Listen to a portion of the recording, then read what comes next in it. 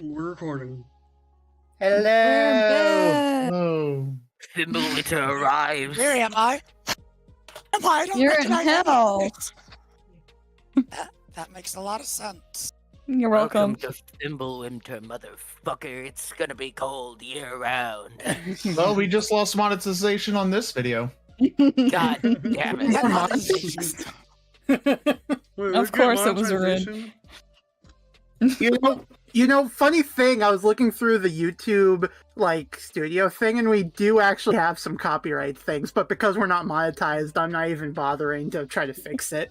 Right? Yeah, it's the background music, isn't it? Yeah, it I probably think is. Yeah, I was about to say we're monetized. Okay, We're paid not. for this. we're not.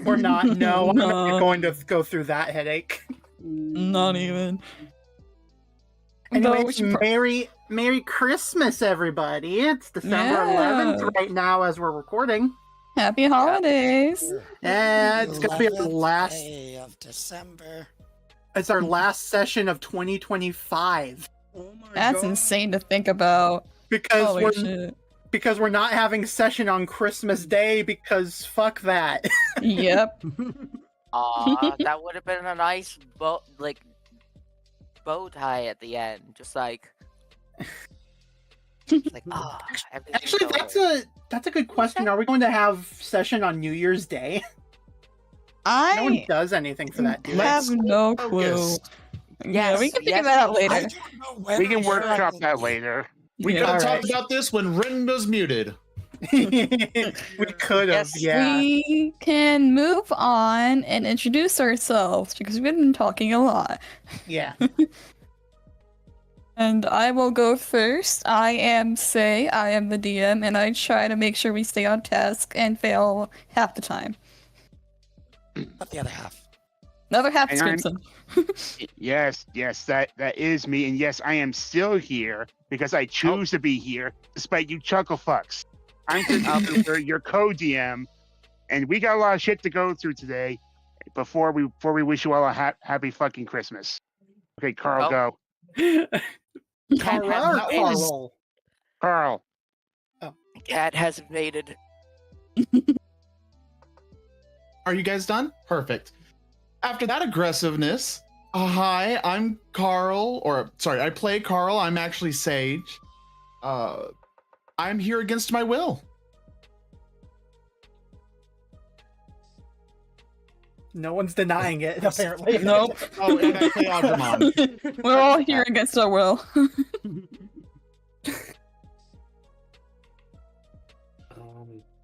I think I'm next. Yep.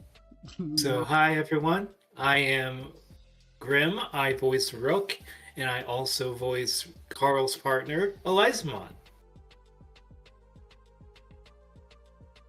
My turn. Hello, I am MetaDoe. I play the superhero fanatic Carlane, as well as Jimmy Newton's Mountain Dew obsessed partner Terramon, as well as his evolution Galemon. Yo, my name's Red. I play Jimmy, the resident brains of the group. And I also play Strabimon, the puppy of this, I don't know. Of the I don't know. Dragons. The puppy That's a of the funny looking dragons. dog. That's a funny looking dog. What that dog do? Why the dog doing gang signs? Anyway, hi, I'm Rin. I'm here. I play David, the trauma dump of the group. Yeah, that's what happened last time. as well as another player's partner, Gilmon. Gilmon X to be specific, as well as Black Tyrannomon X. Cause wah.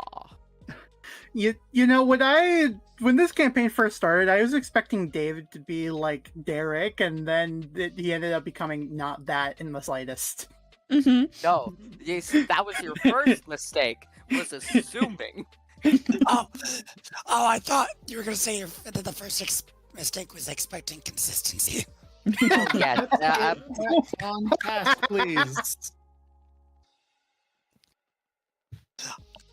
I'm the Silverflame. I was very tempted to just leave call for a second when it came my turn, but thought that might stress some people out.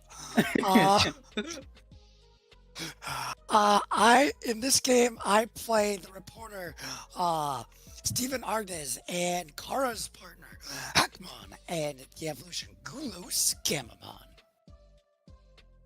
And I'm Muth, and I'm also here, and I'm also the one who dumped all the trauma on Rin. So that was fun. And I'm Ostamon. Thank you, Muth, for the trauma dump. We need like that emo of a dump truck for Muth. Oh god, no. Yeah, we do. What? We should probably explain to them what kind of drama happened last session, if you don't mind, Red. Oh, right. Okay, recap time, baby. Digital log number 12. Hey, Jimmy here, and I'm currently hiding from the police in an old friend's apartment. His name is Carl, and is rich, I guess? Anywho, let me tell you how I got here. As the SWAT team was about to breach the building, Ostamon tried to find us a way out. But David, being a dumbass, tried to go looking for his father, who burst into the building, saying something along the lines of, "David, you'd better explain yourself." David had a heartfelt moment with his father and tried to run back home. But Ostamon mentioned Maria, who worked with my real parents, who I have no idea if they're even okay. Still, especially after dropping the bombshell, all our parents are targets, / has been targets of the bad Digimon, or at least our real parents. Anyways, after some much needed conversation in the barbershop, Carl is spotted trying to leave, and an awkward moment occurs where Rook asks, "Were you guys a thing?" To which I wish, but I mean, no. He's just an old friend. Let's not be gay. Anyway, some more talking occurs where the bombshell of our parents being targets at one point or another, and Callus comes out, who I still don't really like personally, but what am I gonna do about it? More bombshells occurred that are just in the back of my mind right now, like maybe this Shuchamon is evil because of Judge Richmond going rogue, because of a heal chip that was given to him by him, or something. I don't even know. Anyway, there was a lot to think about. But at that moment, who I needed to talk with was about to leave, so I left behind him. And when I caught up to him, I just couldn't bring myself to start a conversation with him. He just seemed so distant, like a ghost of someone or something I would never see again. So he just stared awkwardly. My bad, not him. Okay, no. Eventually, Carl acknowledges me, and a conversation starts, one filled with emotions. The emotions of abandonment, one in which I helped cause. I was just so caught up in my own disgusting emotions about him that I just couldn't be around him, not anymore. But no, maybe now that he's in Silica City, I can finally put those feelings behind me and live a normal life.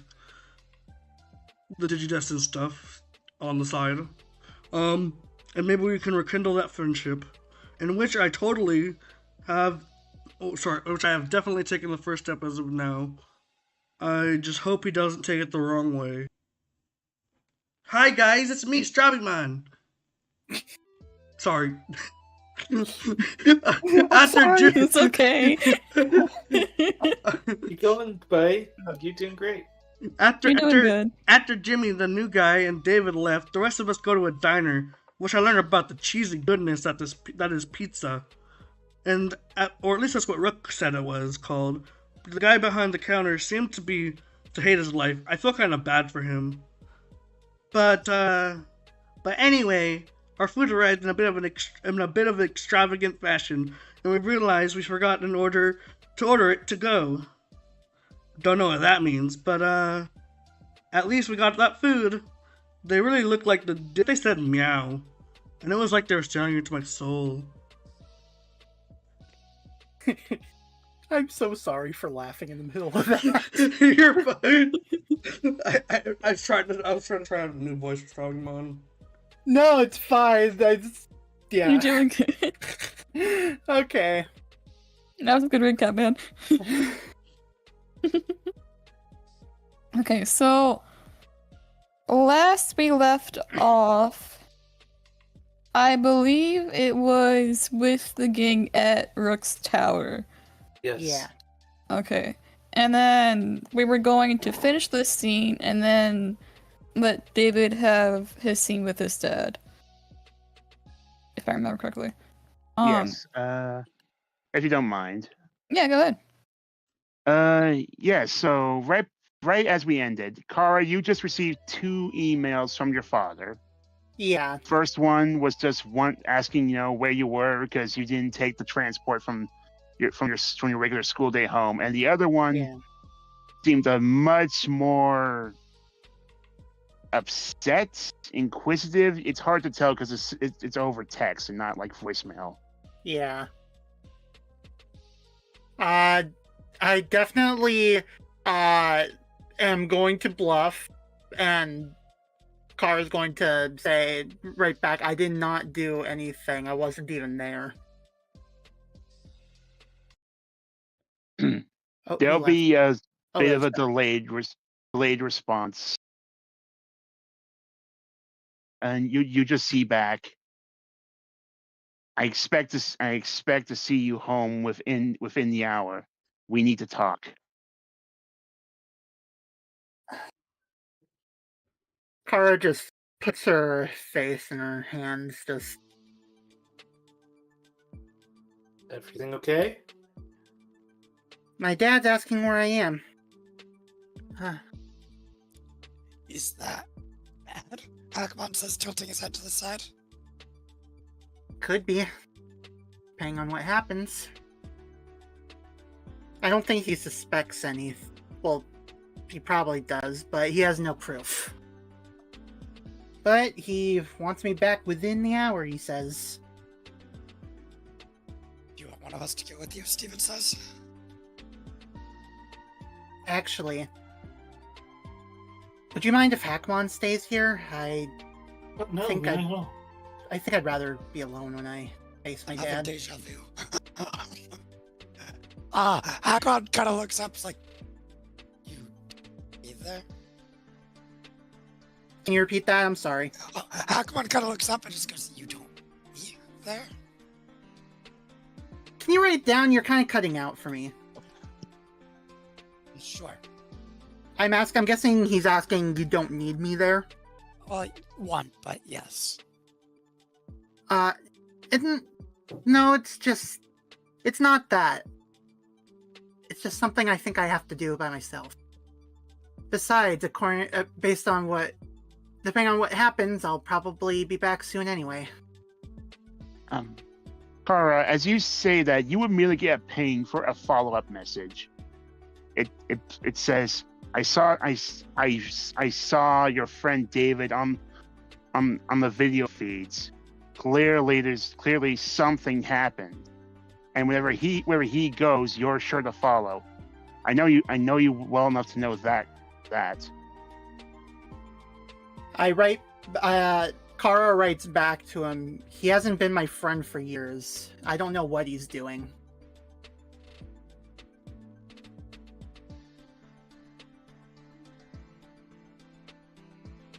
There's no response after that.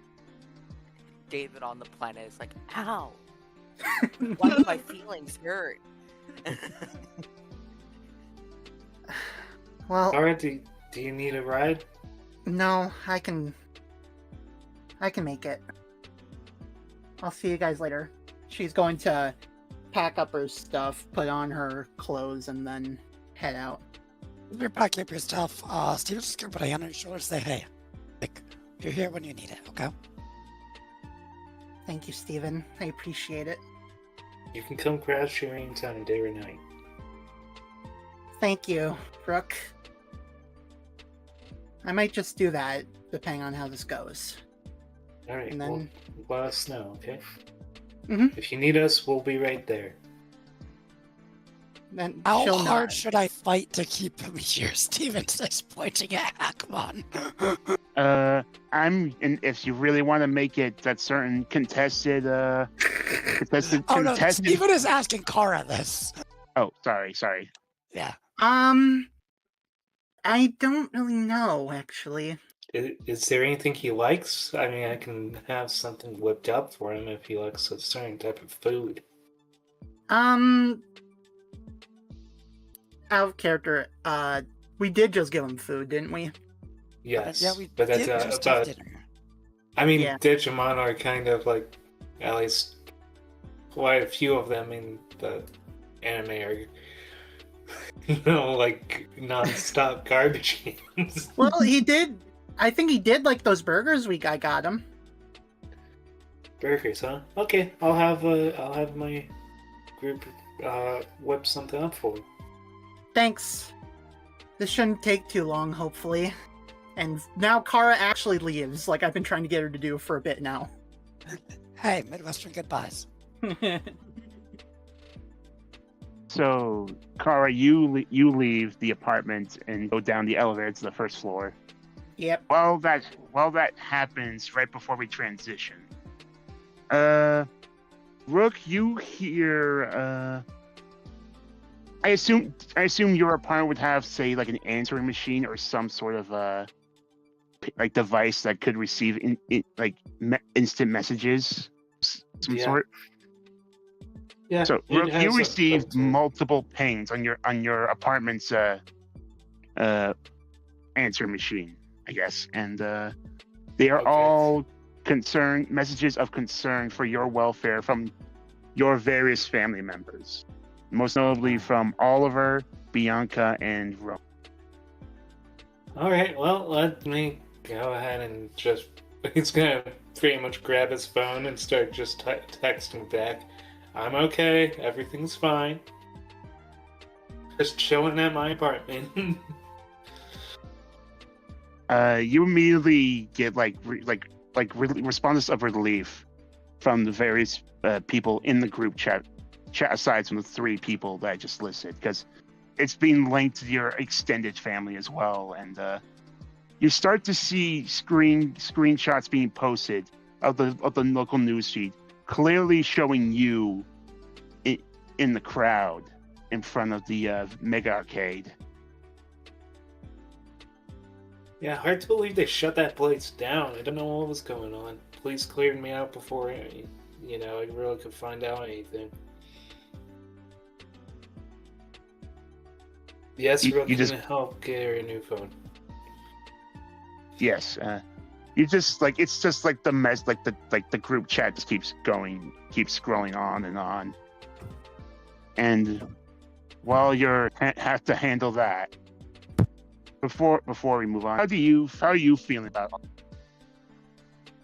Hackmon's kind of nervous because this is kind of the first time since he met Kara that she's gone out of his sight, and with his kind of need to kind of control things around him, he is kind of just looking out the window right now, debating about stealthing out after her. Hackmon, give me a grit check DC of 7 to try and keep your composure.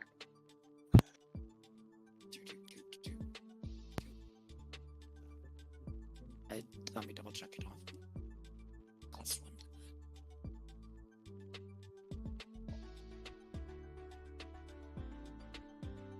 It's a 4. And Kara's not there, so I'm gonna say Kara can't. I just realized I forgot to roll my d12 for my tokens. You can do that, but you can feel free to roll for tokens. But I'm gonna say, since you're not in the room, you Yeah, can't spend tokens on them. yeah, I know. I just realized I forgot to do my roll. It's fine. That's So take an additional token for Hackmon's failure. Sure thing. As with a 4, come on, you try keep to your brooding, calm, collected self, but deep down, you're concerned and just feeling of needing to be with Kara at all times. It's eating away at you, almost like a very loud, scratching noise at the back of your head, and you are just sort of stewing in your thoughts as you're just looking out the window.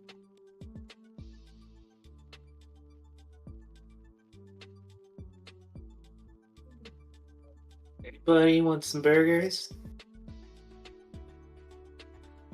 You say that, he's just looking out the window. Is it raining?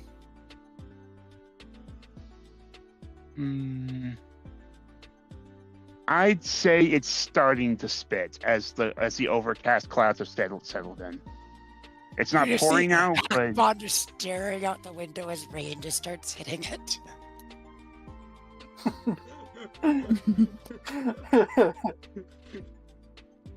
Alright, well, I'm gonna go ahead and go get him some burgers. And Rook's just gonna hop out of the hot tub and start walking off with a towel wrapped around him.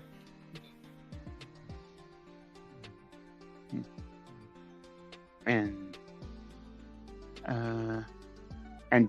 real before we move on, Steven, do you or Guillemon have any thoughts? I think the two of us are just chilling right now, right, buddy? No thoughts, only noms. Nom, nom, nom, nom, nom, nom. Yeah, I mean, Steven, of course, is concerned for his friend, but, you know, she said this is something she wants to do alone, so he can just be there when, you know, she's ready for someone to be there for them. Very well. Then, in that case, we will transition to the next scene. Yep. I believe we will go to David's scene first, and then we move on to Kara's scene. That's up to David. Active war zone. So, last we Alice. checked, you were heading home with your dad, right? Yes, Roland. Well, no, not Roland. It's been 3 weeks. Jacob. His name's yes, Roland. Oh, okay. Yeah, No, last Jacob, name yeah. Roland. Yes, Yeah. Jacob basically escorted David out of the tattoo parlor and into his private police cruiser, which he called in by remote, and he basically just drove himself and David to their private home. It is a very awkward, very quiet drive as Jacob's just focusing on the road and just keep glancing at David, making sure he's not doing anything because he let David ride shotgun with him, which is something he normally never does. Is Aldramon in the back seat?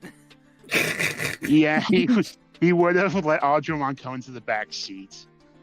But he is securing like the glass plate that separates the front and back sides of the cab. This is perfect. And a pane of glass. Why are you keeping me out? I like to imagine Aldramon's face is directly on the glass, just like probably. Yeah. No disrespect to you, Aldramon, but for one thing, I do not know you very well, and the fact that you have spent substantial time with my son alone in another world. As his parental figure, I am, of course, concerned for his safety. And as an officer of the law, I am concerned for the safety of everyone here in Silica City. And the fact that you can just breathe fire, that just concerns me on the personal level. No disrespect at all. Wait, there was disrespect? I thought you were complimenting me. Roland Yes, that is exactly what I was doing. And you see him just do the awkward, like, double blink. He glances to you as he pulls you all up to the private parking garage of their house. Jacob thinking back to his childhood, accidentally setting dinner on fire. And that's why I have a private delivery account with Plant McSpankies. But that's another story. All right. Oh, Inside you two, quietly, please. We don't want to wake the neighbors. I'm so stuffy. I'm so stuffy.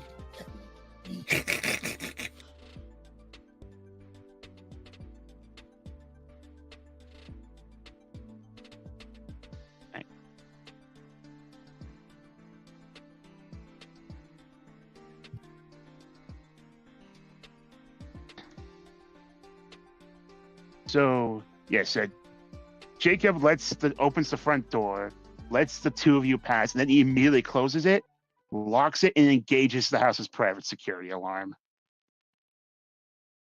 God damn. two things on the Oh lawn. my god. Two things on the lawn slide out as two laser guns pop out. Funk. Like the lawn gnome on the front porch, his eyes turn a menacing red. He pulls out a It's Glock. filled with thermite and nails. Where's it just? It's an animatronic gnome. David, you notice your father walk up to the automated smart fridge, punch in the command on the panel, and you see pop out of it a ice cold beer that your father only drinks on really bad days. As he takes it, sits on a bar stool next to you, and just cracks the cap off.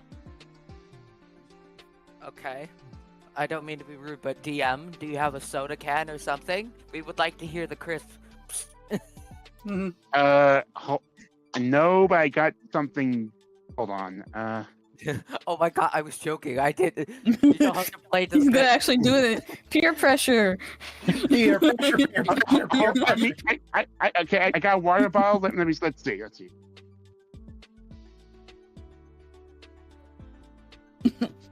Is that Awkward. did you hear I that? heard nothing. No. No. Yeah. Okay. Let me try with my Mountain Dew bottle. Yeah. Oh, I heard that. Yeah. Yeah. Hey. Sound effects, everybody. Yeah, the crack of the bottle cap just echoes through the kitchen. As your father just takes the first swig and then immediately just audibly plants the bottle onto the counter.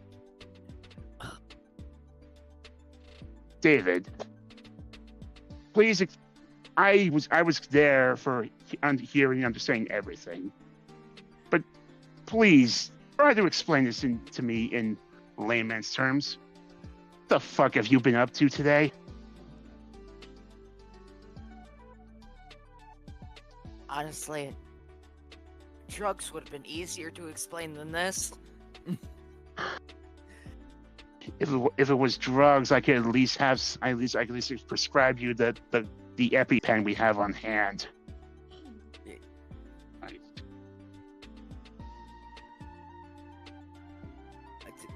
Okay. I don't.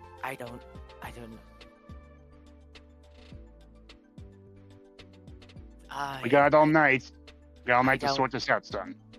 I really don't know how to explain any of it. It's like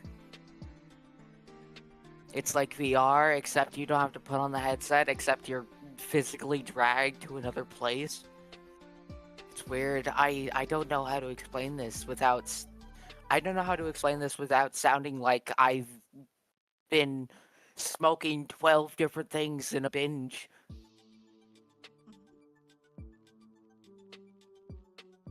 From what you're telling me, this sounds like one of them e-sick pose that the weaves down at the station have been keep ranting about. He takes another swig. David Brains kind of the gears start turning. Do you mean E-State guy?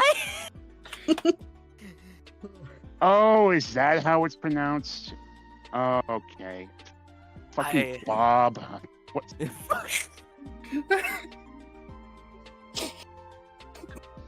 In the distance, Bob sneezes. In the Act background, two. Audremon is walking around with peanut butter. Uh-huh. Jacob's just letting Audremon do his thing. And, okay. So, for the last nearly 24 hours, you and your friends, some of them being your classmates, have been transported to a parallel world filled with sentient monsters, and you've been tasked to save that world from an army of evil monsters that somehow have a connection to a pre-established history with our world society.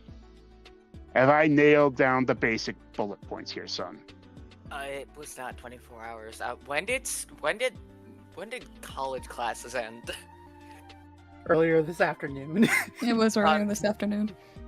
It was more like earlier this afternoon, but apparently, for some fucking reason, time is different there. It goes faster. So, for me, it's been 48 hours. Well, your father, upon hearing that, is going to lean into you, take a sniff. Yep, that smells like 48 hours. First of all, rude. I am your father. Second of all, Sorry. they didn't have human places for human things. Well, okay, fair enough. And also, for the record, I am your father. I am allowed to get away with that because any bad mouth about you having BO is a reflection on me possibly having BO, which sometimes I do because I have to go on stakeouts a lot. I sniff him. He's been on a stakeout recently, hasn't he? Not so much a stakeout, but he has been on the grind, working on cases he of course hasn't told you about, and he is stressed like a motherfucker. He is sweated like crazy through his trench coat. Ooh, At least- yeah. Oh yeah. You know what? It's been tough recently. Hold on. Is that Are these two Is just that a sniffing bee? each other? Hold on. Did you have a bean burrito earlier?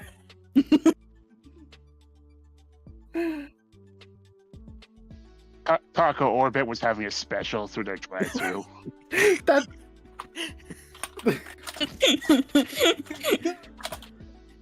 they're just sniffing each other. Hey, every family has their bonding thing, okay? Listen, Mom was weirder with it. He's like, They-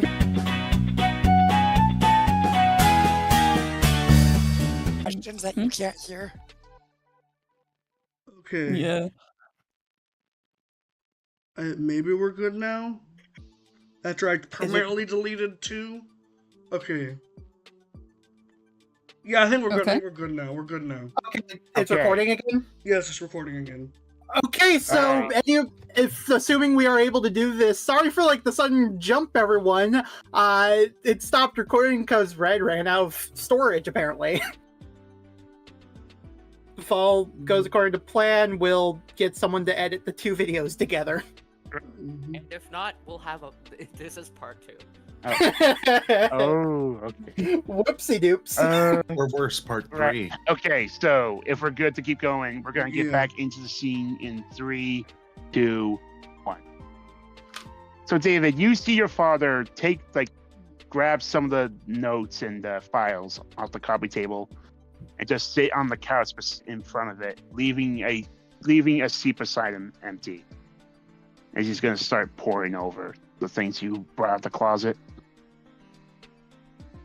In the background, Audremon has little red spots across his skin where the peanut butter touched. Oh no. Oh no. Oh, No. Is your mouth supposed to feel fuzzy? Oh Oh, Uh, are you having a hard time breathing? Baby. David, is he not supposed to do that? I don't know. This is the first time this Don't happened. tell me a fire-breathing lizard from a parallel universe is fucking allergic to peanut butter. Oh God, he has an untested peanut allergy. Oh no. Oh, Like allergy. oh, I Christ. grabbed the hidden EpiPen and I just directly on in between the plating on his thigh.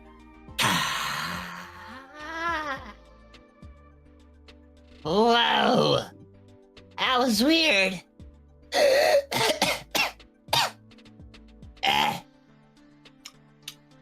Do we cure Okay, so you're not allowed to eat peanut butter ever again. Uh-uh. I just had a realization. How do we flush it out of your system? You're not human. You don't bleed.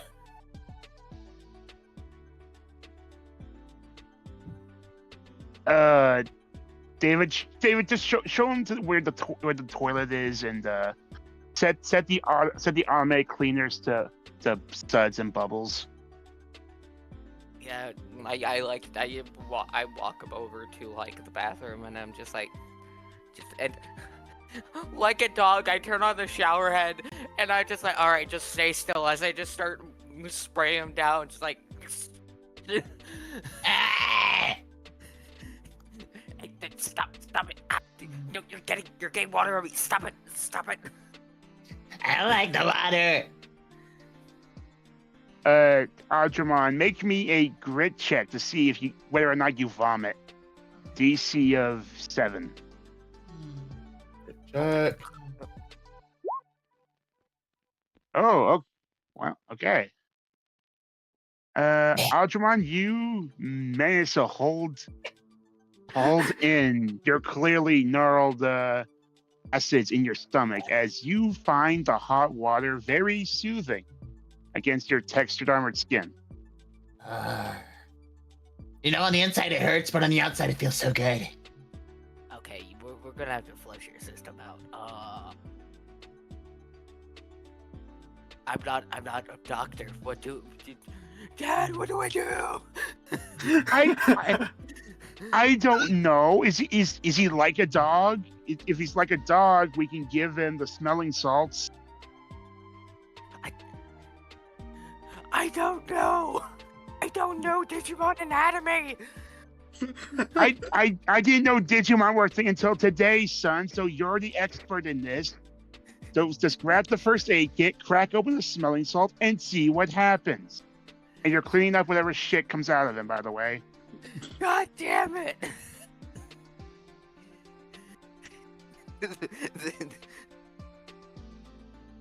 Welcome to today's episode of Dog Care. I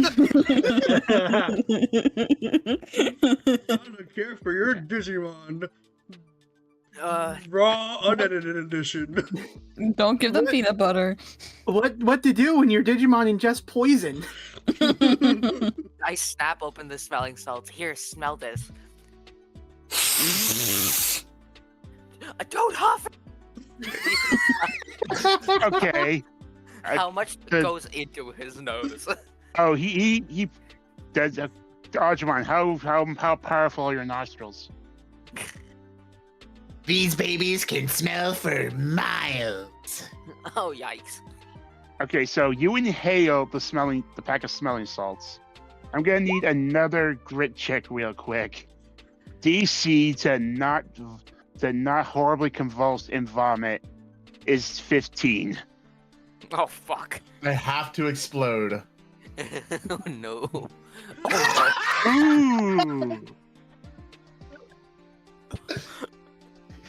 David? What? Do I have the reaction time to just see his face convulse, like a single muscle twitch, and I'm like, no, and I just turn his head towards like the bathtub. I'm just like, no. I'm going to say yes, but you are gonna get covered in Digimon vomit. Oh, God. Digibomb. Can I roll? Can I roll to see if I can mitigate at least some of the splashback? Okay, give me a flight check. The DC is the same. I'm gonna set the DC the same, 15. Oh, we didn't roll for tokens. Some of us didn't. Most of us Oh. did. Okay, Okay, roll for I will- tokens real quick, and then roll the DC 15 flight check. Alright, that's 4 tokens. 1, 2, 3, 4. What the fuck is this episode? Peanut butter. Happy I like holidays, everybody. Happy holidays. Oh, I'll just take Uh, the token for you went- failure. With a 2, David, you try, and it is like a hand grenade mixed with a fire hose, as rainbow sludge starts erupting out of Audremon's mouth, plastering and sticking to the walls of the shower, filling up the bathtub by a full 2 feet of liquid, and it is like multiple cans of paint just exploding in your bathroom. Oh. I don't feel good. Oh, Oh. please tell me to get on Grandpa's jacket. I'm afraid it did. No. Oh, Your I- father, while this is happening, has been studying over some of like the documents, and a lot of the technical jargon has just been kind of going over his head, because even when she was still alive, when they were still together, a lot of the work her research wasn't technically classified, but a lot of the stuff just wasn't something he would immediately understand. But he's gonna walk up, and he's not entering the bathroom because he already smells how awful it is. Crimson. But before I just want to say, I picture the scene being like it's just showing him, Jacob studying over this stuff, and in the background you just hear muffled.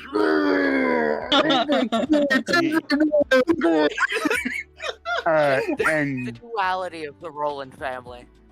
yes, and Jacob is going to be standing outside the door, and he's actually, while leaning against the wall, going to tap with the backside of his hand on the control panel. And you see multiple propeller drones, miniature ones, levitate out downwards from an opening tile in the bathroom ceiling, and start spraying cleaners and chemicals everywhere. A glass wall covers the doorway. Damn it. And over an intercom, I hope this gets out of the jacket. Yeah. and over an intercom on the control panel, you just hear your father. So I've been looking over the notes, son, and honestly, this is a lot of technical stuff. Even back when she was alive, this is still beyond me. And I know that for her, the company she worked for, Lumen, was supposed to be doing cutting edge stuff with VR and automated AI assistance, and somehow combining that stuff for the communication offsets that we officers use today. But there was one thing that she always pointed out about that I always found curious. She always talked about someone named Caramon. I don't know if that was an AI project that she and her colleagues were working on, or someone at her lab, but she always talked about this like it was an actual person, like someone she cared about. As I'm washing off the rainbow sludge from the jacket, I'm just like, Caramon, that would be a Digimon, right? That's a Digimon. Is it? Yeah, well, Audremon, all the Digimon have the mon suffix, like how website would have like .com or whatnot, and like when pictures would be called JPEGs or PDFs. I think the mon suffix is kind of like that encoding, but short for monster. David, theirs is like a quick, awkward silence from the intercom. And it takes a good half a minute to hear your father respond. if that's true, then she must have had a friend like your Ultramon in there, and is that why she died? Is that why? I don't. It's because she had, and it's just things are clearly become out of character. He's stammering his words as things become awkwardly silent again. Well, I don't think she did, Dad. I think because if she did, she would have had something like this as he slowly opens the door, just not enough for him to just get beaten over the head with the smell of poor Audremon. Actually, would it smell like anything? Considering the fact that he's Data. It would be Data, so it would only I'm gonna smell say like to wrap this scene up. I'm gonna say the vomit smells like microwave Skittles, and the cleaners in the cleaners smell like the typical air freshener, synthetic pine. As these drones are just spraying and scrubbing every surface of the bathroom, including Audremon. Yeah. Jesus Christ! If she did have a Digimon partner, she would have had something like this. As he shows him the Digivice. Is that waterproof? I don't know. I look at it. I look at the sink.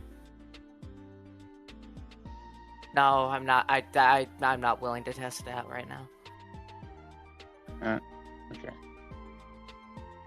Your father just sort of looks, sort of like inquisitive, confused, and curious, as the drones starts like finishing up cleaning the bathroom. And I'm gonna say, for the rest of the evening, the two of you have more in-depth conversation about your mother and trying to piece together what little parts of her research she left behind and what this Caramon could have been and how it's all connected.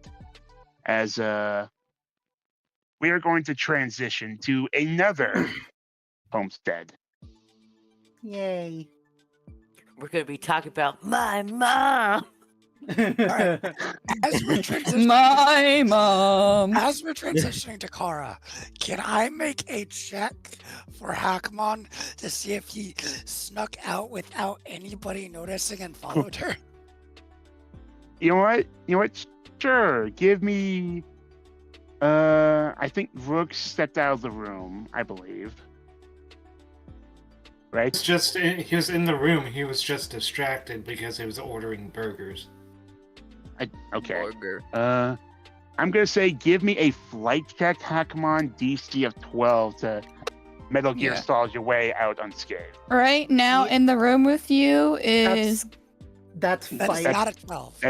That is that. I said a flight check, not a fight check. Yeah. And right now in the room with you is Steven, Gilmon X, Rookmon, and That is Poyamon. still not a 12. Oh. Rookmon. You mean Strawbymon? Yep, sorry. Rookmon. Yeah, I meant Strawbymon. Rookmon. No, don't point. Rookmon. Yeah.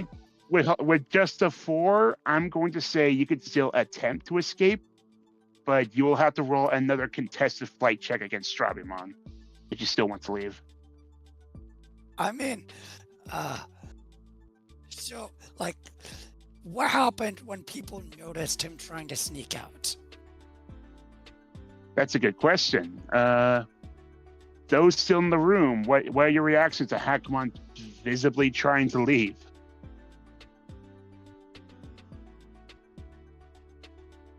Currently, I would say Rook's too distracted, so who else would have noticed? I mean, Steven, but then I'm just sitting, having an entire scene by myself, and I'm trying to avoid that. Strawbymon, what would you do? Strawbymon. Huh. Honestly, I don't think you'd do anything. What You does you saw a person trying to sneak out of the thing when we've already discussed that he's staying with us.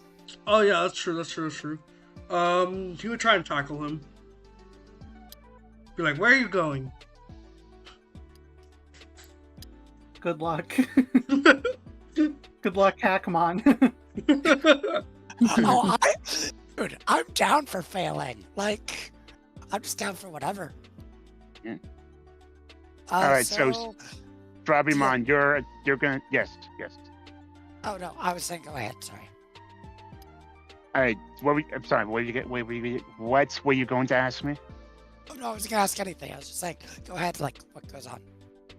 Sorry. Right. Sorry. In that case, Strabimon, you're attempting to tackle Hackmon. No? Yeah, I said yeah. Yeah, okay. Sorry, I didn't hear you. In that case, contested flight checks from the both of you. No DC, we're doing whoever's highest.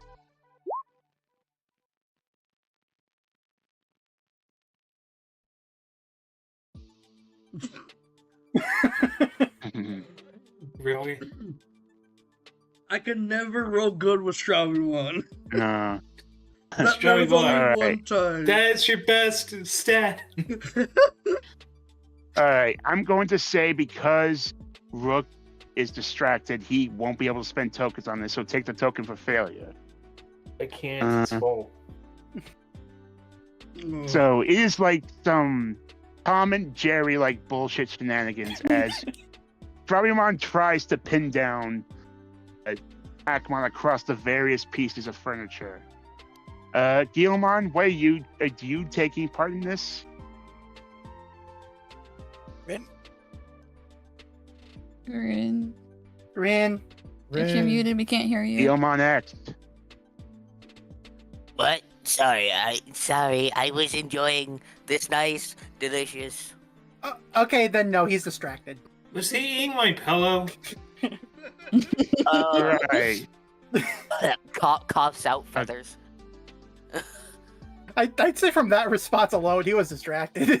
Yes. Sorry. Okay. Yeah, So sounds like- It's okay. under Sorry. the cover of now a cloud of upchucked feathers being blasted into the room, Hackmon, you find the perfect opportunity to escape through a slightly ajar air vent on top of the door. He's going for it. And Guillemon it's waves. just like I had mine.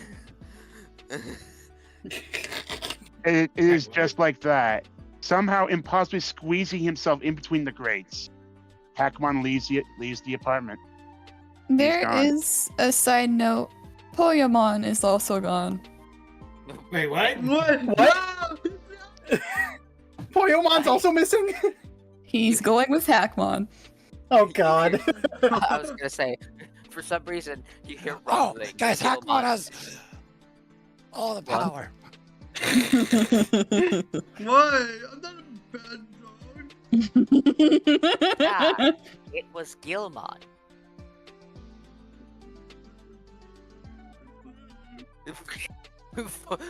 Strugmon just starts breaking down. Guillemon, none the good wiser, dog. just like Stupid So- Mon, you made me look bad. We Ours can got killed. transition over to Kara and her dad. Okay.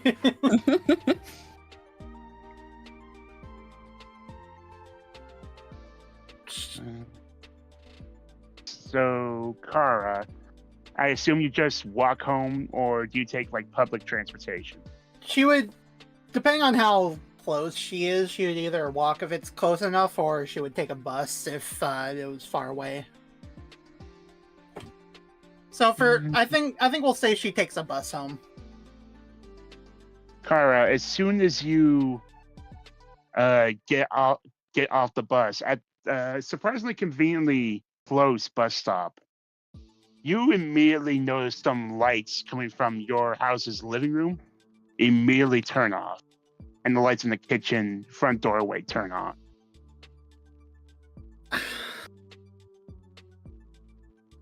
Should have figured. She'll walk over to her parents' house anyways, and I guess knock on the door. Doors open. She walks inside. You see, you open the front door to your house's kitchen, and sitting on the brightly lit family kitchen table, his arms crossed, and just looking across the room from the far side of the table at you, is the very tired, worn expression of your father, Mark. Hi, Mark. Sweetheart, where have you been? I've been staying at my friend Rook's place. You know, usually when you have plans after classes, you inform me beforehand. I'm sorry, Dad, but I was walking home and I tripped and my phone... I dropped my phone and got run over. Rook was nice enough to offer to get me a new phone. We hung out for a bit after that. Your phone got run over. Yeah, I tripped and I was holding my phone and I tripped and it fell onto the street as a car was passing by. I see. And he is narrowing his eyes at you as he collapsed, and you see one of the automated chairs at the kitchen table push itself out, and some in like a panel on the top of on the kitchen table flips over with some utensils and stuff already prepared. Like kitchen utensils? Yeah. Okay. I don't know what he wants me to do with this. Well, I mean, he's basically gesturing you for to take a seat, not to eat. Oh, okay. Yes, I mean, the silverware is just an automatic, made part of the table. Kyle will sit down and look right at her father.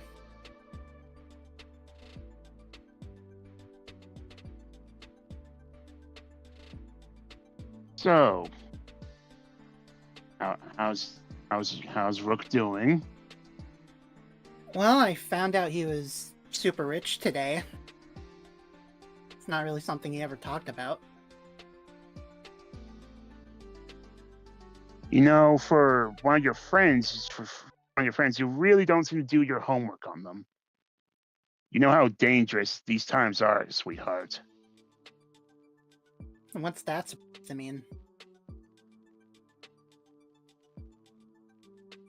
You see your father just sort of like rub his eyes a bit. The streets are getting rougher if you're actually paying attention to the news recently, Kara. There's been some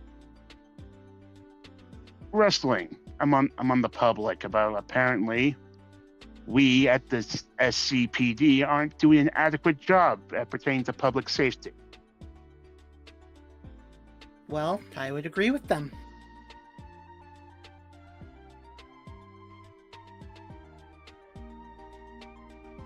You see your father just sort of, he doesn't say a word. He just like narrows his eyes at you a bit further and just sort of like starts to glare a bit.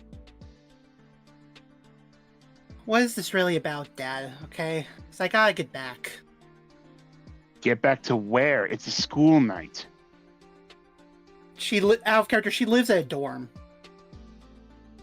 She doesn't live with the family. She lives at a school dorm. Yeah, I know, but I mean, you're, sorry.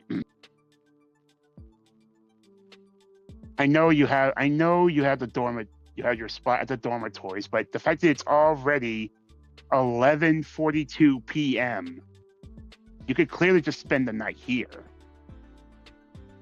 What if I don't want to? I had a spot to stay for the night already planned out. Yeah.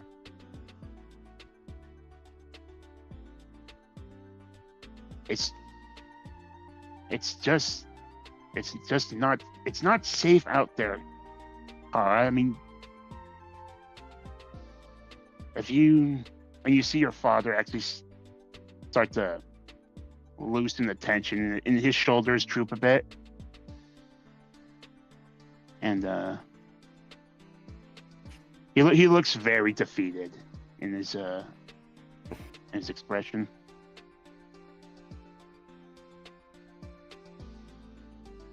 So what, now you're going to act like you care? I always care, Kara. Your safety is always my first priority. I'm your father. That's literally my job. Even before this, and you see him just take out his badge. He just put it on the kitchen counter. She sees that badge and she's trying her hardest to keep her cool right now.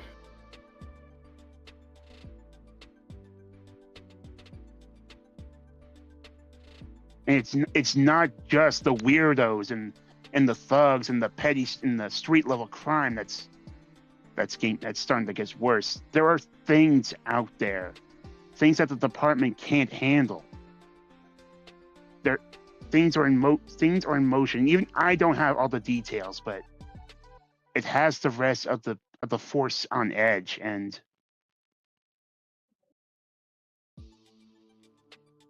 I don't want you just to be another tally on my morning list of fatalities. You mean like the Silica Speedster?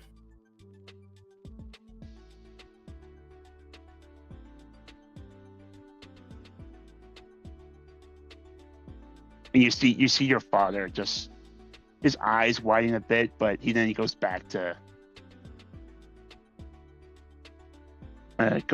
his dour expression.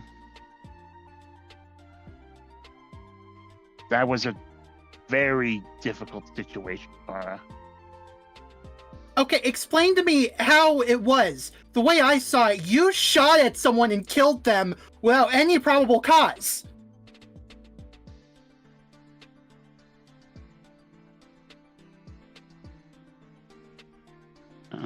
You took someone's life away that day.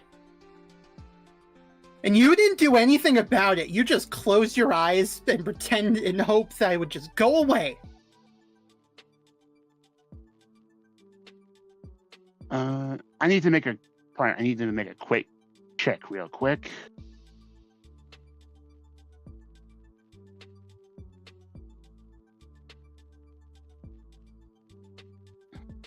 Oh, wow.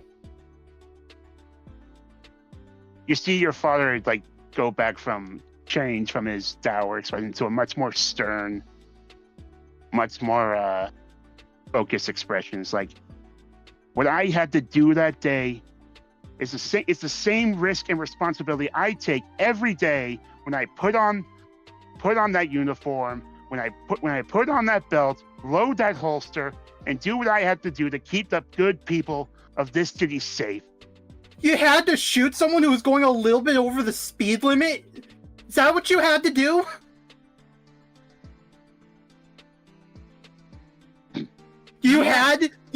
Yes, I had to. You had to take someone's family away from them. Did you even care about who you left behind? I had to do my duty because he wasn't in a car, Kara. He was running faster than the eye can move with his own legs. Kara's eyes widen. A superhuman? And you see your father immediately sort of sinking back into his kitchen chair and put his hands over his face. I never wanted you to know that, but yes. That still doesn't change that you still killed someone who was innocent. He wasn't innocent, Kara. There was redacted audio files off my body cam, as well as scrubbed audio from all the passersby to record the cell phone footage by the upper authorities. there you go again, always trying to defend yourself when it's clear that you fucked up and you're paying none of the consequences. Because this man was a psychopath, Kara. If you actually heard the real things this man said, he was completely on edge and he had abilities no ordinary human could go up against. I had a split second to make the choice to ensure everyone's safety. Because the last thing I would want is you being out there on those streets with an inhuman freak like him that could slit your throat in the blink of a fucking eye. And he slams the table.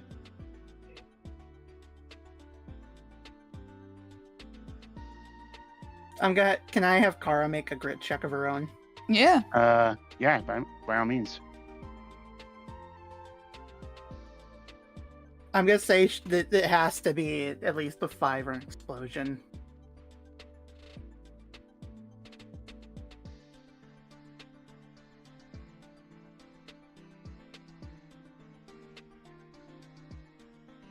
What did they look like? Was it actually human?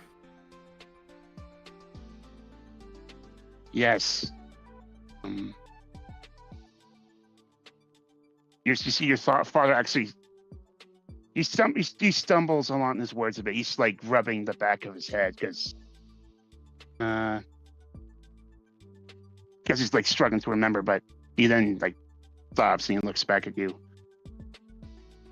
I couldn't remember his face because he was somehow vibrating his body while staying stationary. But he was human. He was wearing some kind of experimental tracksuit or something to reduce friction while he moved, and he was clearly on edge or on some kind of power trip. He wanted to make himself known, make a statement, looking for a challenge, and I had to respond in kind.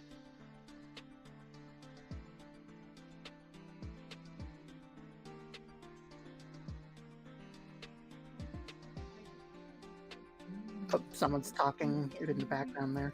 You're not muted, Red.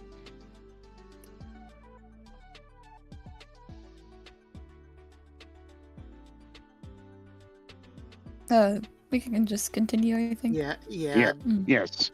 Kara's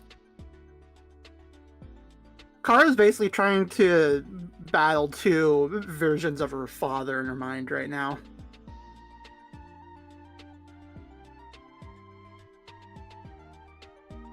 I don't believe you've had to kill him. I understand now, but I still don't agree with what you did.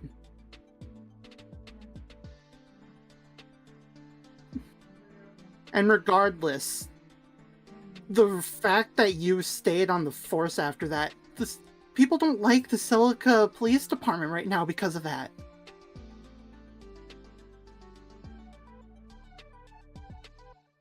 And it also doesn't change that there was something clearly wrong with him. Probably wasn't always like that and could have helped him, but instead you shot and killed him.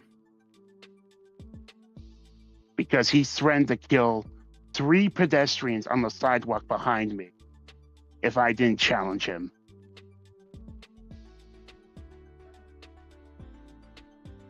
That doesn't make any sense. I found his family after you killed him, and they described that he wasn't anything like that. Someone's lying to me here.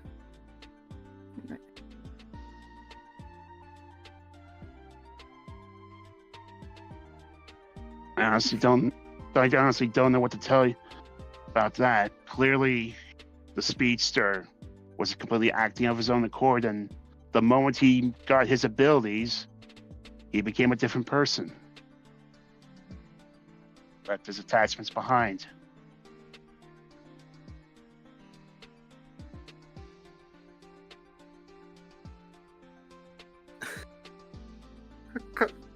Kara's definitely not sure how to feel about any of this right now. You see your father, Kara, actually start to get.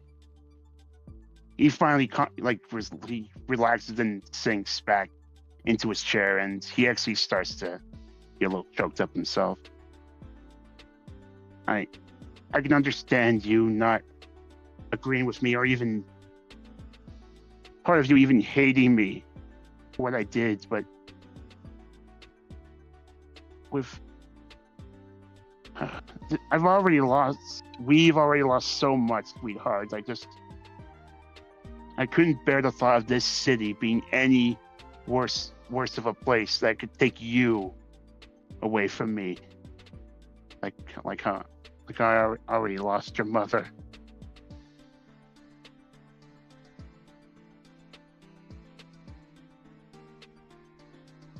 I'm gonna send something in the private channel.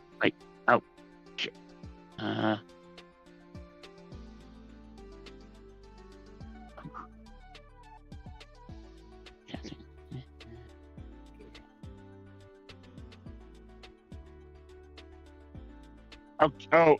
Okay. So, okay, retracting that. Oops. Yeah. Sorry. No, it's fine.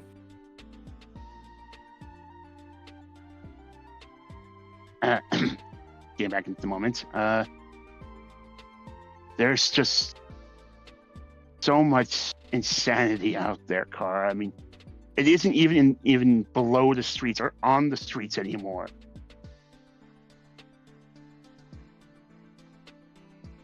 And you see his father actually start to lean in a bit. What I'm about to tell you does not leave this house. Do you understand? Yes.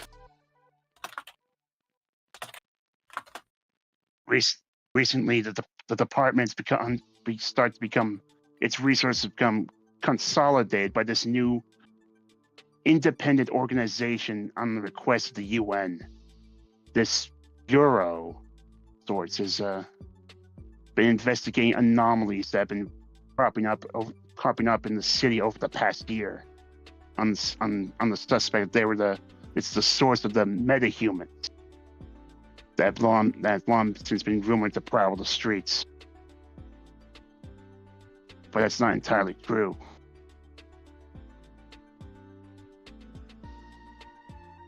Some of these bureau's agents that have started to reallocate to our department HQ have started talking about monsters, creatures that somehow interfere with our city's current form of technology, and it has a lot of higher ups spooked.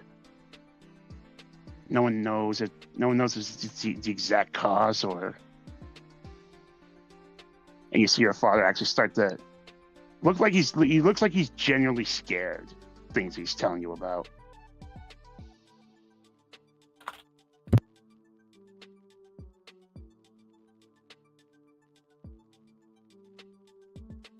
Monsters, you say? Monsters, creatures, anomalies. Just apparently, and this is only what I'm hearing in the hallways or on the unmonitored radio chatter. Sentient anomalies that are somehow wreaking havoc on the city's data and communication networks. And when these anomalies fully materialize, they can pose as much destructive force as any actual metahuman. Is that what happened today on the news?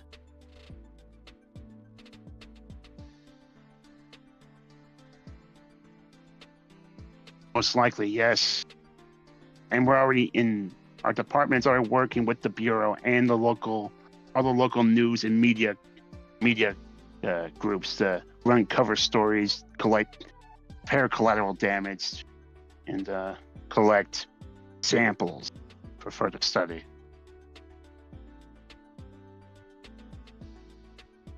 In her mind, she's not sure if she wants to say anything or not to her father. She understands better what happened, but she still hates him for killing someone like that. So she's not really sure if she can really trust him right now.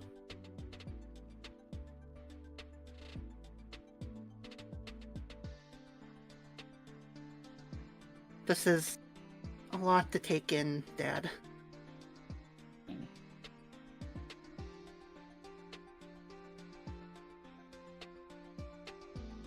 I know it isn't. It's because of all this new crazy shit that I need to know what's going on in your life, sweetheart. I can only protect you, help you if you let me. I don't need your protection. That much I know. You don't have to worry about me, okay? I'm your father. It's literally my job to do that.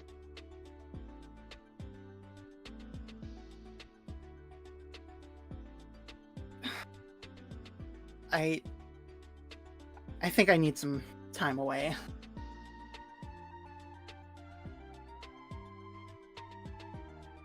She's going to head for the kitchen door and try to leave.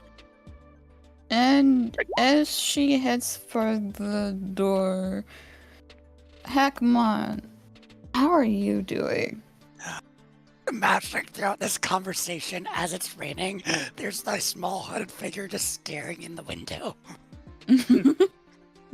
Does Kara notice as she's walking away? Nope, not. Why not roll a brains check? And Hackmon Poyamon made his way inside of your little hoodie. You're fine. You're fine. I'm not gonna roll good on brains. All right. See? Like, Then- if at any point either of them said they were looking out the window, I was going to announce Hackmon's presence.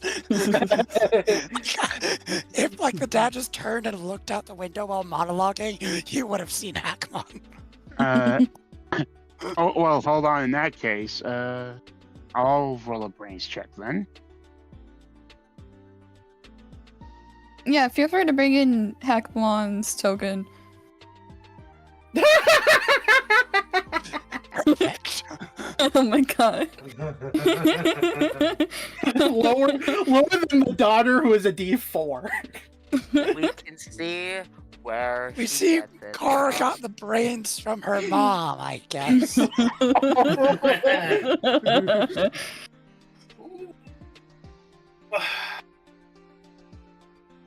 No idea how to use them. All right. So Kara, are you actually leaving the house at this point? She is going to leave. Yes. She's her mind's a mess. She has no idea what to think or how to feel about anything. So it's probably very likely she's just going to walk right past Hackmon and Poyomon. Yeah. I imagine like he's not making himself known at the door. He's not trying to announce himself. In his brain, he's being very sneaky. And Kara, as you leave, your father isn't going to stop you, but he's walked behind you, and you just hear him. You're old enough to make your own decisions, so obviously I have no right to stop you, but just know that I love you. This is your home, and despite how much you hate me, what I've done in the past, just know I care about you, sweetheart. And I always will. Kara says nothing as she keeps the door open to let Mark talk, but afterwards she just kind of looks at him and closes the door.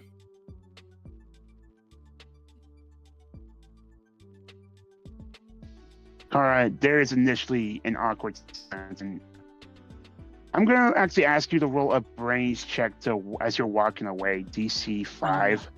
Another brains. Okay. We gotta love the small That is a things. 1. Would you like to spend anything? You know what? Screw it. So 3, 4, 5. Okay. So spend your 4 tokens, and Kara, as you are walking away, you hear like lights turning on as you hear another figure walking into the room. You can't make them out through the closed door, but you hear a loud thud, and you just hear some very audible sobbing. as Uh, you walk away. like another figure that was in the house already, Yes. and then a loud thud, and then sobbing. Yes. She's running back. She heard it. She has to know what happened. Kara, you open the door and you just see your father on his knees, crying, as your brother Kent is also now in the kitchen trying to console him, but he looks very tired and very confused. So I imagine Kara didn't quite go inside, but she does see what happened. Once again, she just kind of closes her eyes and walks away.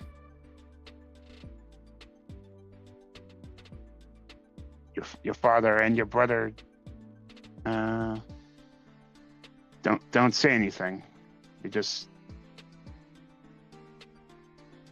just a very deafening, bad, whimpering silence as you leave. I imagine Kara gets to the driveway, and that's when she also sits down and just starts crying.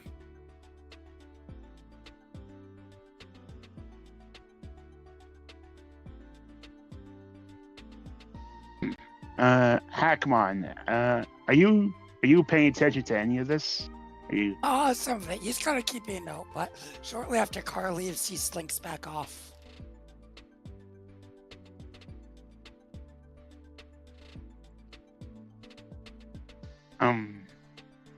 Kara, how are you trying to be discreet with how sad you are? She imagines no one's looking at her right now, so probably not. Right. Hackmon, you can audibly and visibly see your tamer in a very sad state at the end of the driveway, out of sight from the main entrance of the house.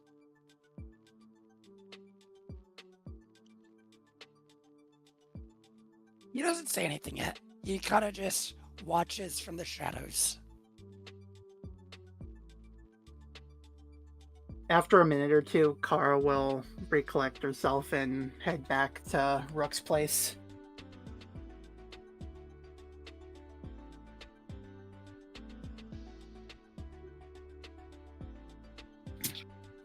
Very well. And so we'll transition from there. All right. Shouldn't there be another group who should get a scene right now? I don't think we've done Jimmy or Carl. Exactly. That's what I was thinking of. Yeah. So let's go over. Are they at Carl's house the last time I checked? Yes, they were. Yeah. All right. And the same night or the next morning? I believe it's the morning. I mean, okay, it was past 11 at Kara's house, so can we push it to morning?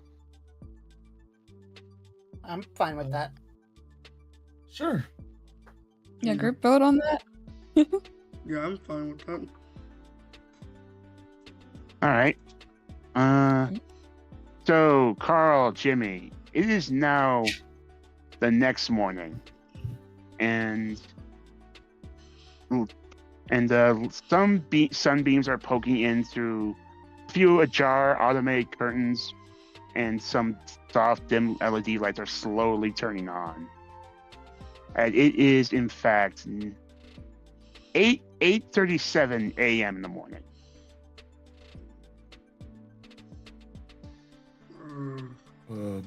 Hey Jimmy, you want I'm placing a breakfast order for delivery. You want anything? Jimmy just kind of like, as he's waking up, kind of looks at you, and is like, sure. I don't really know what I want though. You want a breakfast burger? Do you want a breakfast burrito? Do you want a breakfast taco? Do you want a breakfast breakfast? I think eggs and bacon would be fine.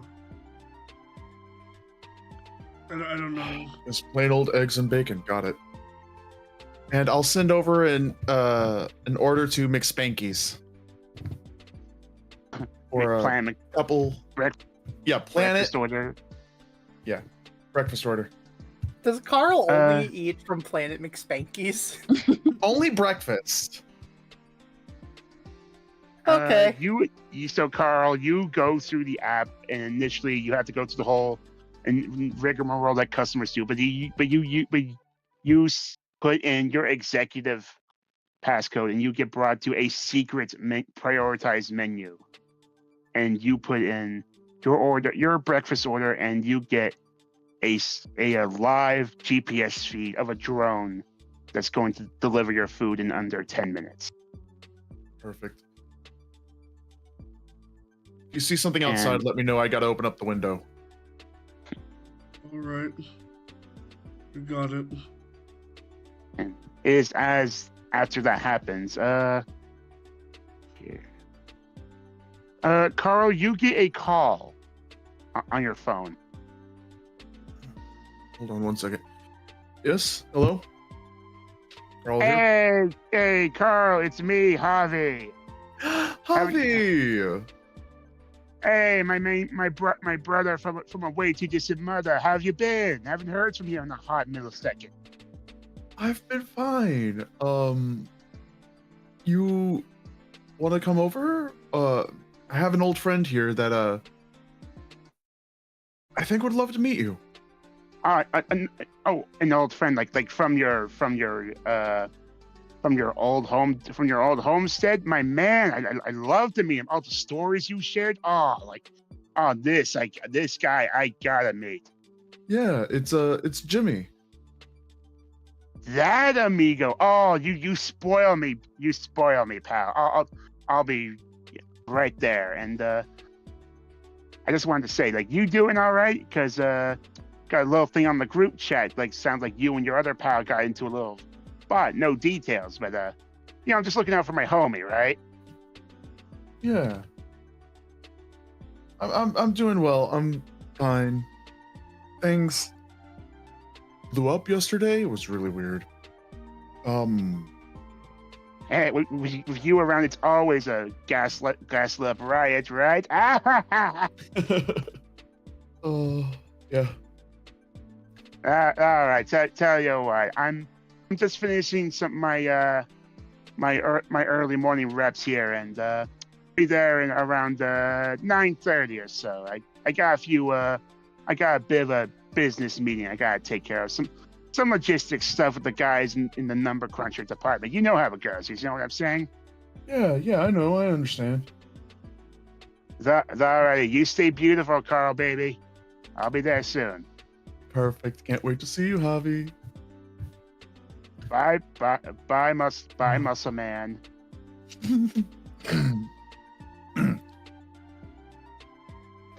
You heard nothing. Okay. Who's that muscle man that they're talking to?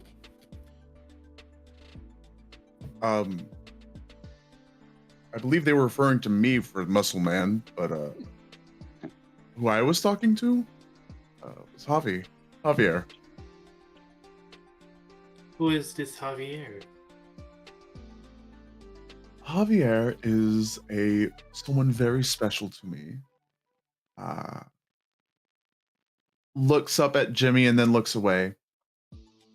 We bonded over common interests, and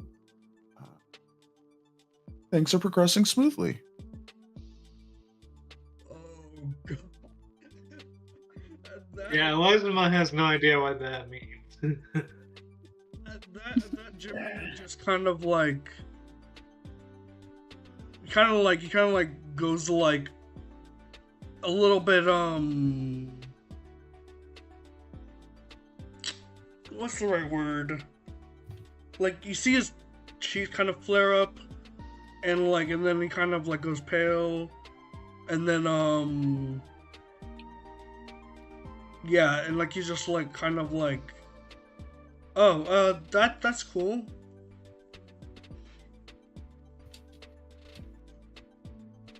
Yeah, he is. He's really nice. I think you'd enjoy talking to him. Oh, really? I can't wait to meet him. Seems Lizamon, you wonderful. love him. He can throw you like it's nobody's business. Why would I want him to do that? I've seen little kids love being thrown up in the air. I thought you might enjoy being thrown up in... Did I get that wrong? I read that wrong. Yes. I'm so sorry. It's okay. It is at You're this ready. point that you tell you what, Jimmy, give me a passive brains check real quick. Passive brains check. Carl Wessler. Right. Brain blast, hopefully not playing. He's an idiot, so nothing's gonna happen. All right, Carl, you're kind of like, I guess, love struck, as it were, describing how wonderful your boyfriend Javier is to your partner. And Yeah. Jimmy, you see, like, and literally, you just like you think it's like a spotlight from a passing helicopter, but you see a blinding flash of multicolored neon lights as a drone blasting obnoxious music from a loudspeaker is hovering right outside your open apartment window. How loud's that music? It's setting off a couple car alarms on the ground floor.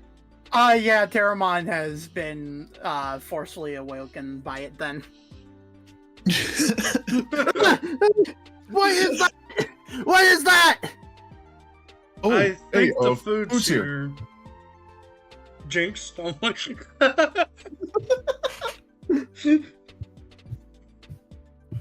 Terramon wants to fire attack at the drone. Okay. boy. Someone please stop him. Terramon, give me an attack roll to snipe the drone and break the window it's hovering behind. Someone please stop him I think because at I will this moment Carl's walking to the window, so might be in front of the window that's now being attacked. Okay. Give me a fight check, DC of 12, to snipe the drone. Specifically fight? Yep. Okay. I don't get disadvantage on that technically. No, you don't. I also rolled a natural 1. Wow. Wow. Okay. Terramon, you being disturbed from your sleep, frantically tried to send out a wind slicer. But immediately you trip over your own talons. You somehow plant your horn into the floorboards and send out the wind slicer.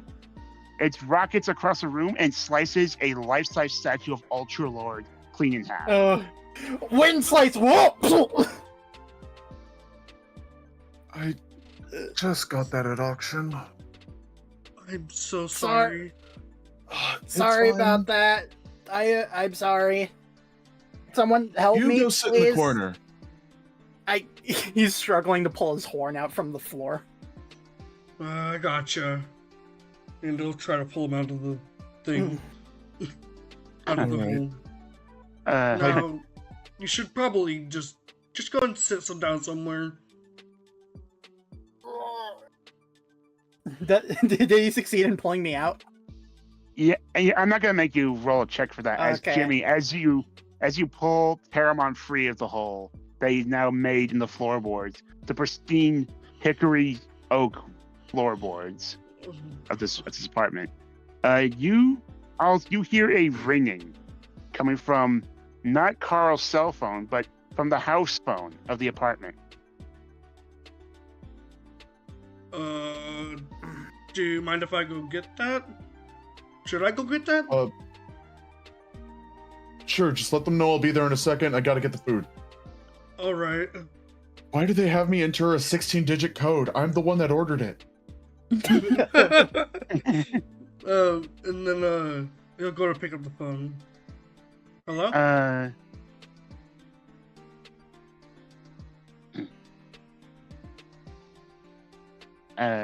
sorry. You pick up the phone and you hear a very familiar voice, Jimmy. It's Judy's voice. Hello? Judy's? Sorry, remind me who Judy is again? Jimmy's Your adoptive mom. has got it Oh, going right, on. right. Okay, sorry, my bad. Forgot your own mother. I forgot my adoptive mother. He's gonna. Oh, hey, mom. Jimmy, are you okay? I saw the news. There was a bunch of monsters by the arcade, and then I saw you. Are you okay? Yeah, I'm fine. Just another misadventure. Another one, of course.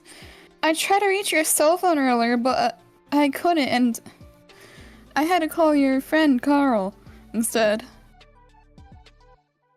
Yeah. How do you know that I'm with Carl? Just assume. I mean, you talked about him before when you were kids, right? I think you're still friends. Right, yeah. I mean, you mentioned him a lot. Like, a lot. It was kind of cute. Let's not talk about that right now, Mom.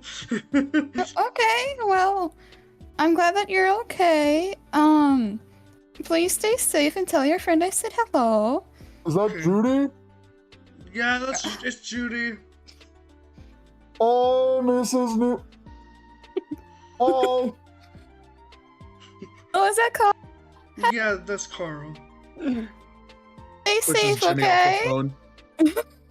Hi, Judy. Hey there! Oh my, your voice has gotten a little bit deeper, hasn't it? Just a little bit. Oh, aging. I remember my voice was super high-pitched growing up. I understand. Yeah, is everything okay? Is there a reason you're calling? I was just checking in on Jimmy. I saw him on the news. I wanted to make sure he was okay. Don't worry. He's being taken well care of. I'm hiding him Thank from the you. police. Police? Police? It's a joke. It's a joke. Oh, you had me worried there. Like I let him do anything illegal again. Again? Is this another joke? Yes, it's another joke. He definitely didn't soup up a McSpankies and almost. Never mind. Okay, well, I'll try to check in again. I am worried about your misadventures now.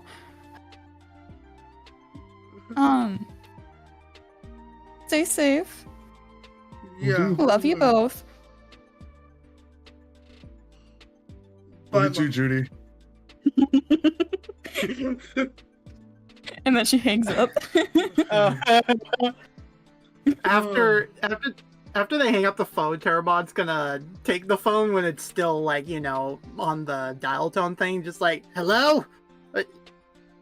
Who are you talking to? Hello? Like he has no idea what a phone is.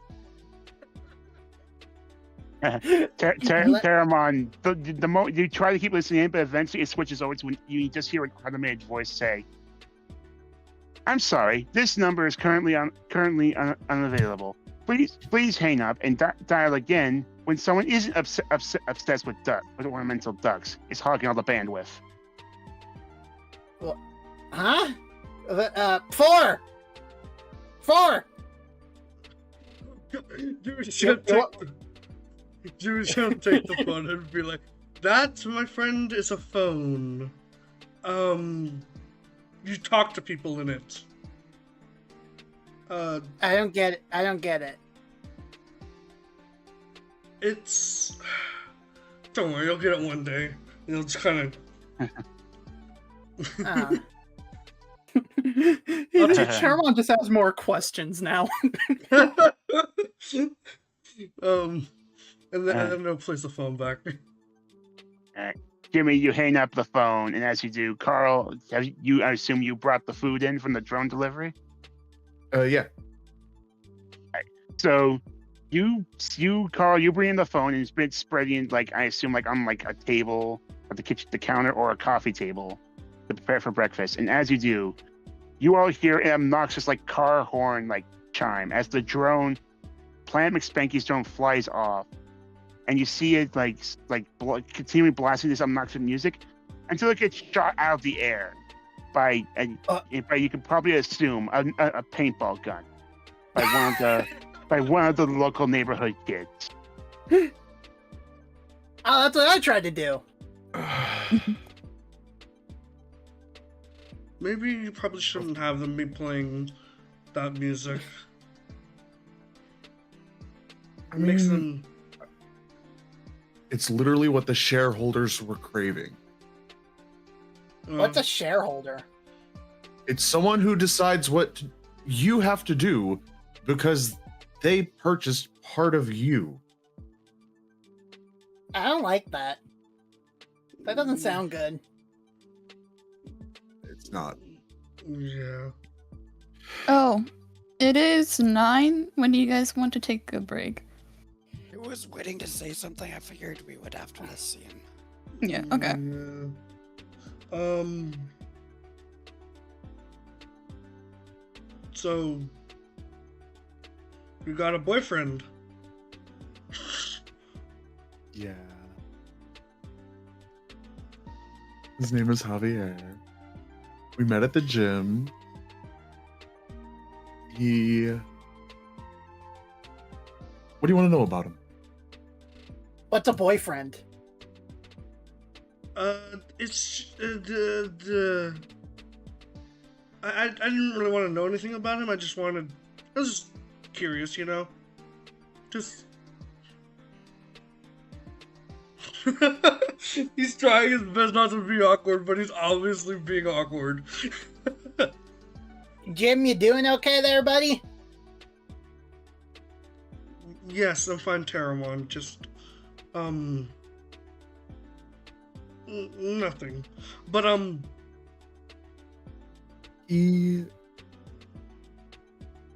There's a lot of things I can say about him. But I don't want to bore you. I just know that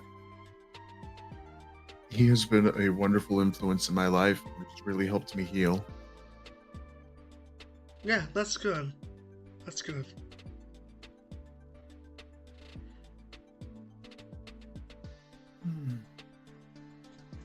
And,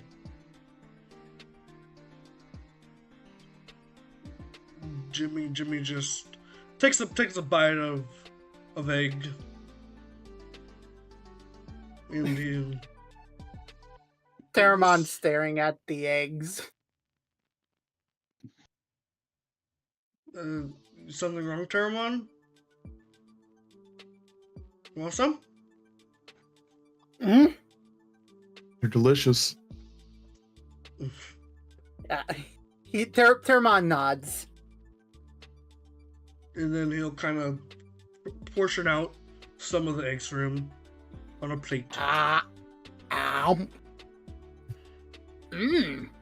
These taste good. Mm-hmm.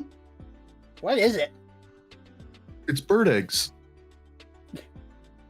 He pauses. Looks down at the eggs. Keeps chewing.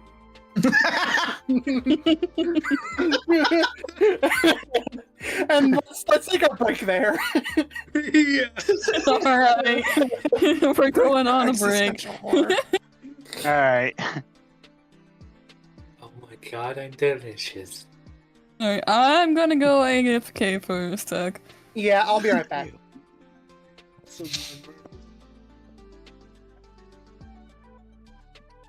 What's really funny, Red, is I had that last session. I talked about that to say. I know. I figured. So when you had that slip up, and I was like, that's what I meant by say do the thing.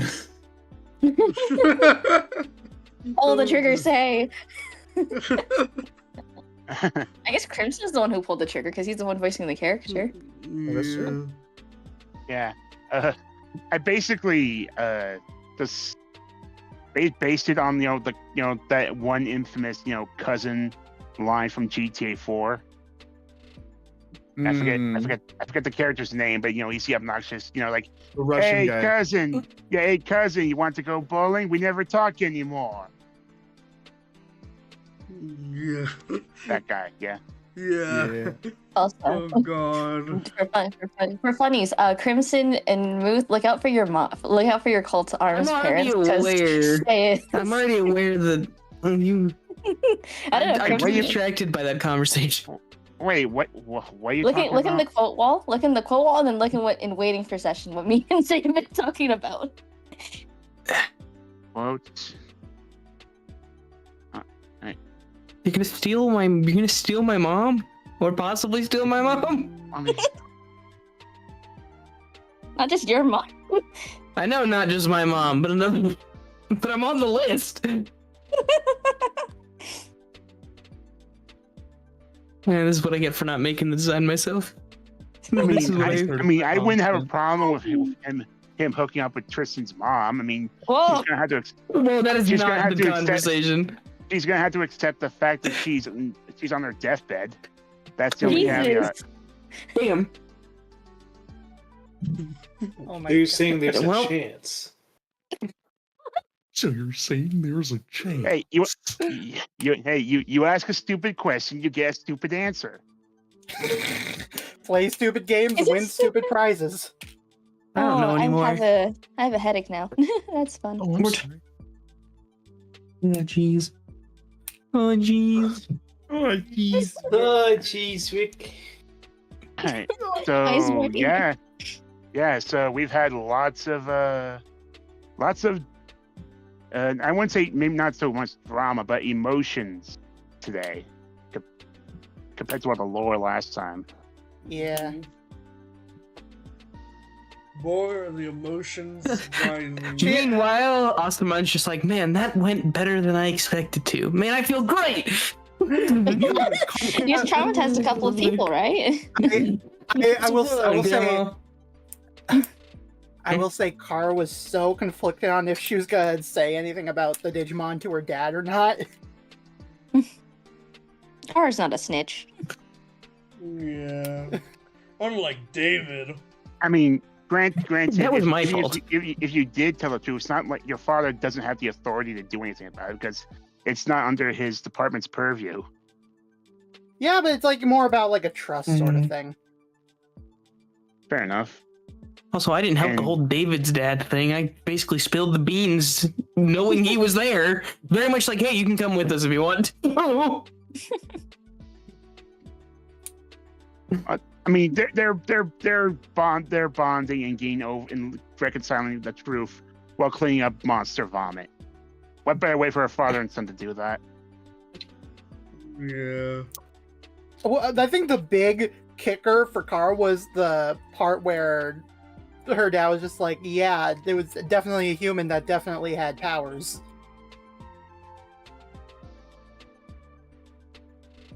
War and conflict.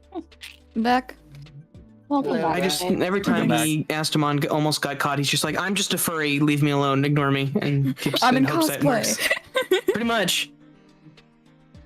And And then we have Audramon who's throwing up peanut butter and Terramon who's eating eggs. I'm just a furry, leave me alone. I Pay no attention to the furry. love Carl and the Exactly. insanity going on in his house. He's so chill. He's surprisingly In his chill. house. In the middle of his house. His house. I just like the In the You just- middle of his house. destroyed something. Go sit in the corner. Not I'm yelling at you. Not I'm mad. Just I'm disappointed. Go sit in the corner until I find out what I need to do. And go to timeout. So Go to the cage. The cage. The I cage. guess I should mention that sculpture of Ultralord that got sliced in half. That was one of the original display pieces from Retroland on its grand opening. It's Oh, okay. I can get it fixed. This is all fine. Wait, is it actually called Retroland? In the show, yeah. No, I mean in here. I mean, it can be. I don't see why not. like we're already knee deep in like the whole cheeky tongue references. I don't see why we can't just go full hog dive in at this point. I feel like there's an elephant in the room regarding to that I don't know if it's appropriate to mention. We're not going to mention that this episode. Okay.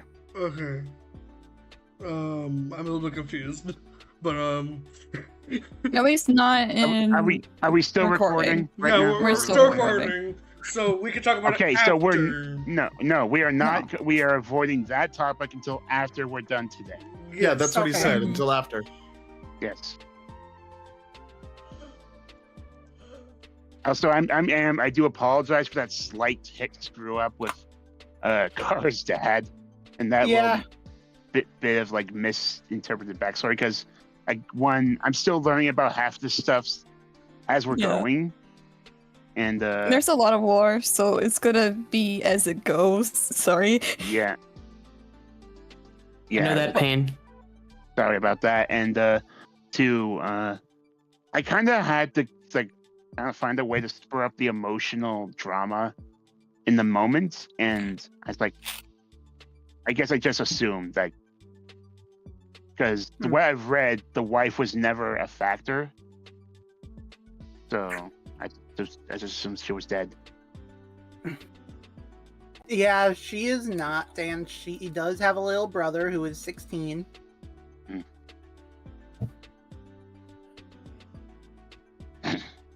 Maybe we can edit that out in the final version. Who knows? We can't really edit things. Sorry. It's gonna be a challenge just combining the two halves together. Because apparently, whenever Red tries to edit it, it just kind of messes up. Yeah. Like no matter what. Like I tried using Clipchamp, which is like the editing software on my computer. If you send it to me, I might be able to do something. I have DaVinci Resolve. That'd be helpful, but it's also like sending large video file because we can't really do it through Discord. I can send you my email. I don't mind that. Yeah. And I trust Red. Whatever works. We'll worry about that later. Yeah. Is everybody back? Silver is not let back. Okay. I've been here the whole time. I see. I've been here the whole time. Hi, We're talking about doing moms in my server. God damn it.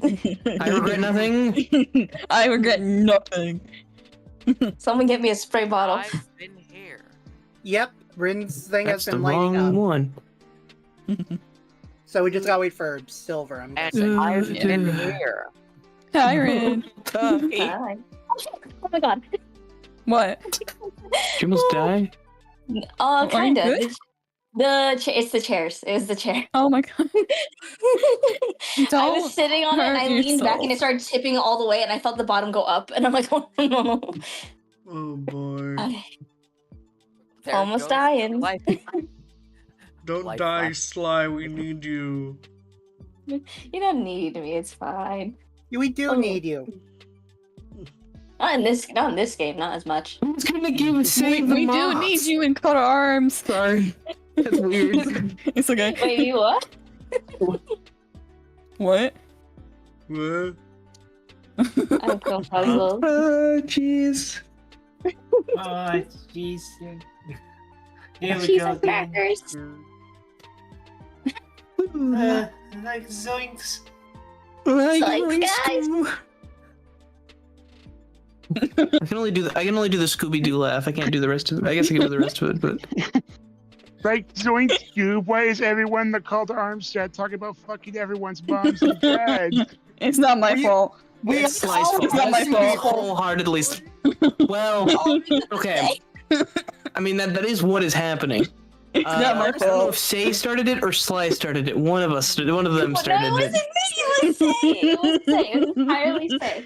No, it was I have totally not been Sly. helping. I've not been helping with any of that, but I'm realizing with this conversation, I'm kind of worse than Rin right now. Guys, still recording. yeah, I'm aware. Say Yeah, is the we rid of know. our campaigns. Yep. Okay, so Silver is still AFK. Yeah, I'll tag him. All right, but okay, I guess back on actual serious, quote unquote, serious topic, whatever. How is everyone enjoying session so far? It's fine. It's going good. I'm having a fun old silly old time. Yeah, Right? am existent. me too, man. Me My too. mind. Yeah, you're enjoying being an executive of a corporation everyone pretends to love but hate. There, Sage. Yeah. I mean, it is unfortunate. It's like Chuck E. Cheese. Everyone has fond memories of Chuck E. Cheese, but when you look at it beyond the surface, it's like, eh. Everyone, Fun. I mean, I definitely had fun when I was a kid, but it's more like for kids, you know. Fun fact: never been to a Chuck E. Cheese. I don't think Really? they have that up there. Same. I'm gonna be honest with you. Even as a kid, I don't think you're missing out on much. Bullshit. There were arcade games that were fun. Okay, yeah, nope. Chuck E. Cheese does not exist up here. Too cold for that rat. I don't want to be part of this conversation. Where is Which one? The Silver? one in Call to Arms or the one here? Everything. Listen, I'm gonna mute. Hi, Silver, are you back? Apologies. No, don't quote wall. I'm quote walling Okay. that. Okay, so is everyone ready to get back into game? We have a game. Yeah. I think We have game. We have a game? We do? A game it is. Yeah, I think we're good. Everyone's here? Last I checked, Raise your hand if you're not here. I'm gonna do a roll call. Sage, Hi. Crimson, Pengas. Grim, Hey. Meta, Pingas! Move. Move this stuff. Oh, there we go. Ah. If you're talking, I can't hear you. Move. No, I'm muted. Oh, there we go. Okay. Hi, muted. Sorry, I was wheezing. It's okay. I'm killing Move and Sly at the same time. Anyway, Red. Red. Yes, your mom. Okay. Oh, no, your mom. Rin. God What? damn it. Oh, Okay, there you go. Sly. Okay. Silver.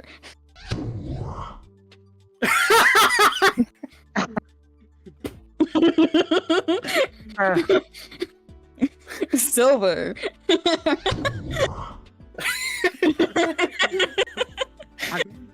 Okay. If you're talking, we can't hear you. Revelist.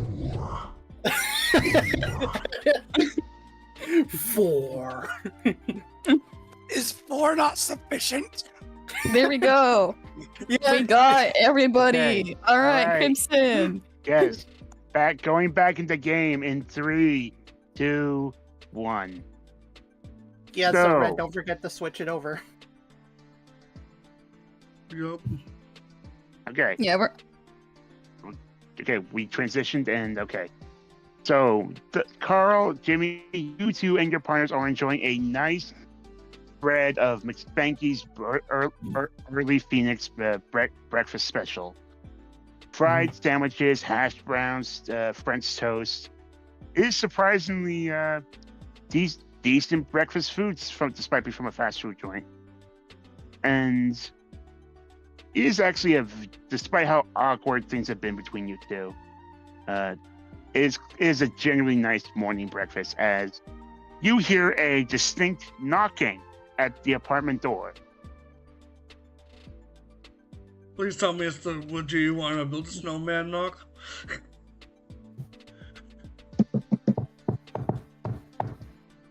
Coming. Carl, you rush up to open the door, and standing on the opposite side of the door is a very happy and familiar face. Bobby.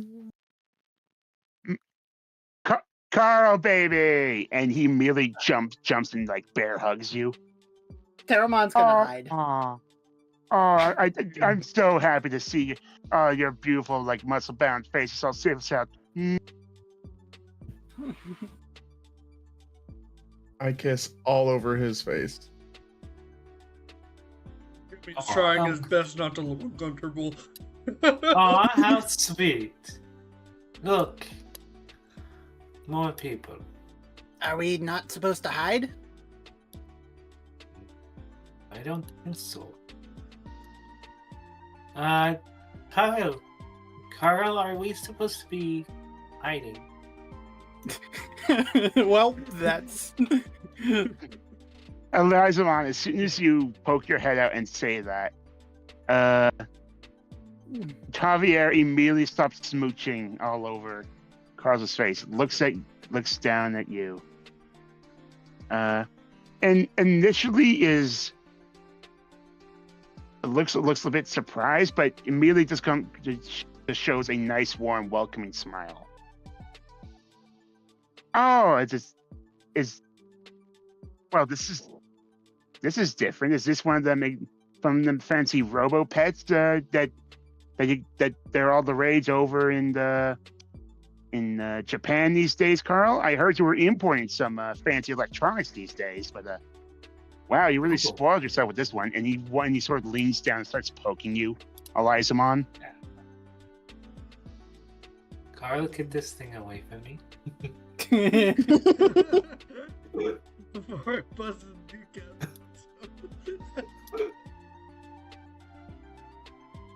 Wow, so realistic in its bitchiness. Oh, love it. Slay a queen. Hello. Carl's a bit stunned. Well, at least it knows how to address a problem. And there's this. Wow.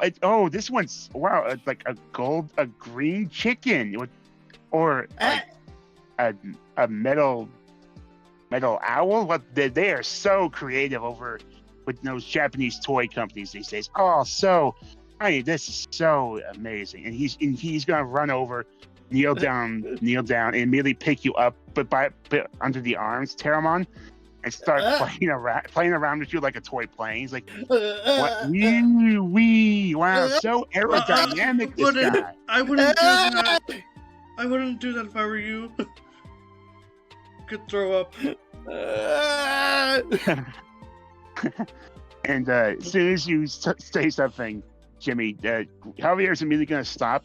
He's going to gently put Aeromon down to his size, and he's immediately going to scooch over to you. He's like, "Are you the Jimmy? I've heard so much about you. Wow, you are so styling with that bowl cut and that swanky first edition Ben 10 jacket. Wow, but I love your choice in multimedia, friend." Oh yeah, that kind of reminds me. You wouldn't happen to have? Wait, I've been wanting to change it up a bit in my style, but for now, yeah, that's how I look.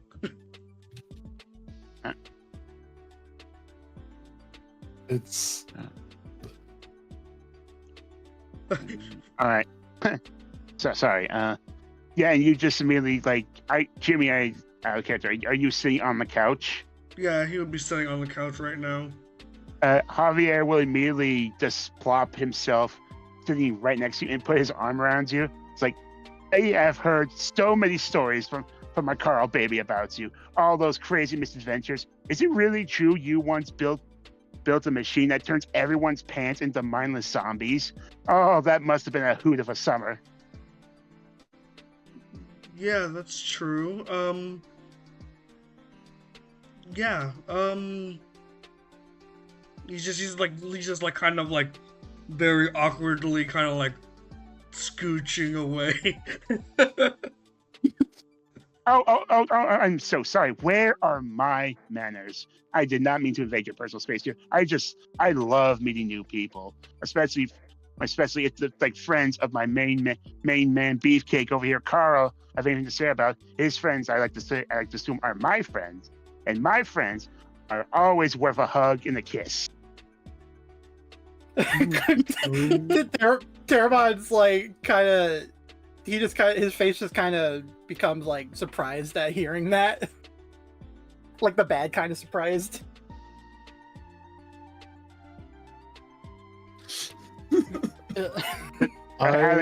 Carl, do you have any reaction to Javi's Carl behavior? is like excited to see Javi, but at the same time, like, what is going on? Everything has gotten out of control so quickly. I think I'm going to put these two definitely not real individuals into a different room for safekeeping, so that they don't keep screaming at you weird obscenities. Hey! Alright, Let me go! unhand me. Let me go! Put me down. Ah! I don't want to be in here. Ah! You're The going to the food is movie up room. there. Stop complaining. I don't know what the movie is. You're about to have fun for like 2 hours without saying anything. Trust me. Listen, I have the original Shrek. It's gonna be fine. What's the Shrek? Yeah, what's the Shrek? Alright, I don't think I like what Shrek is. I put on the movie and you just hear somebody. The Terramon's just focusing on the movie now. It's moving pictures. He likes moving pictures. Meanwhile, Wiseman's going, just hop down, start walking back to me.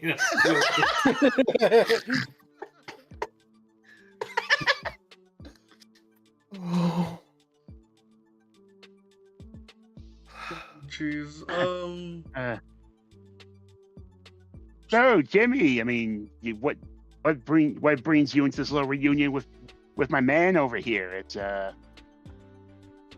just a spur of the moment. You two going into business together.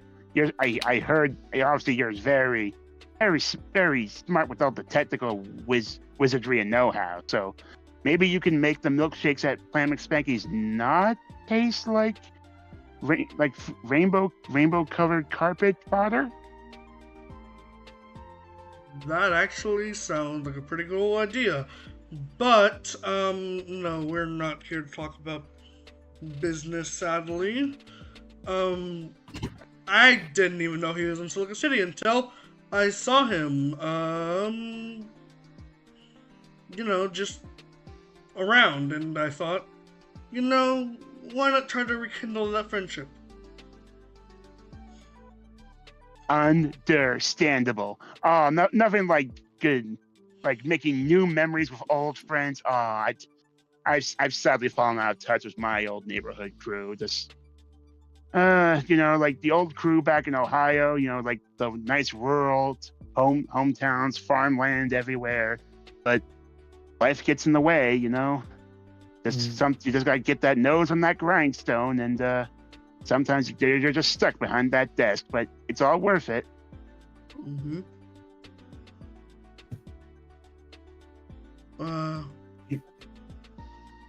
Carl, you're gonna kind of turn to him. You wouldn't happen to know of anywhere where I can shop or get some better clothes suited to Some better clothes. Yeah. Let's see. I know a guy if you just need clothes. I'm kind of trying to look to maybe get some 1990s clothes. The clothes from the 90s. Like the fashion trend. It's 70s, sorry, my mind. Oh, that's even further back. Okay. Cool. We can definitely see. You're totally going for a new look. Oh, I know just the store you need to check out. Look up Flavor Saber Fashion. It's all about that early aughts rainbow graffiti punk style. You'll love it. Okay, I'll be sure to do you and he'll kind of like get out his computer real quick and try looking that place up because he doesn't like going in store. Yeah, Jimmy, you look it up, and it's your typical online storefront for a very clearly inspired fashion retailer. They have all manner of stylized T-shirts, hoodies, baseball caps, sweatpants, belts, accessories. Just imagine like what's the name of that one store everyone talks about? Like this is our character. Spencer's? Hot Spencer? Topic, yes. Oh. It's hot. It's basically Hot Topic, but dedicated to the early 2000s in terms of fashion, multimedia. Oh. Okay. And you'll kind of like take a look around the online store, and then I'll hold on. Let me just. Frick, I'm trying to go back. He'll go ahead and order. Hold on, I'm trying to find the picture. Where is it? Okay, it's right there. Okay. Trying to find Distortion, sorry. But he'll go ahead and order some clothes that look vaguely like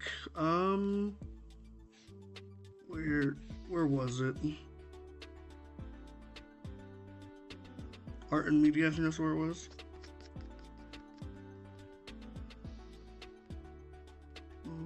Here we go.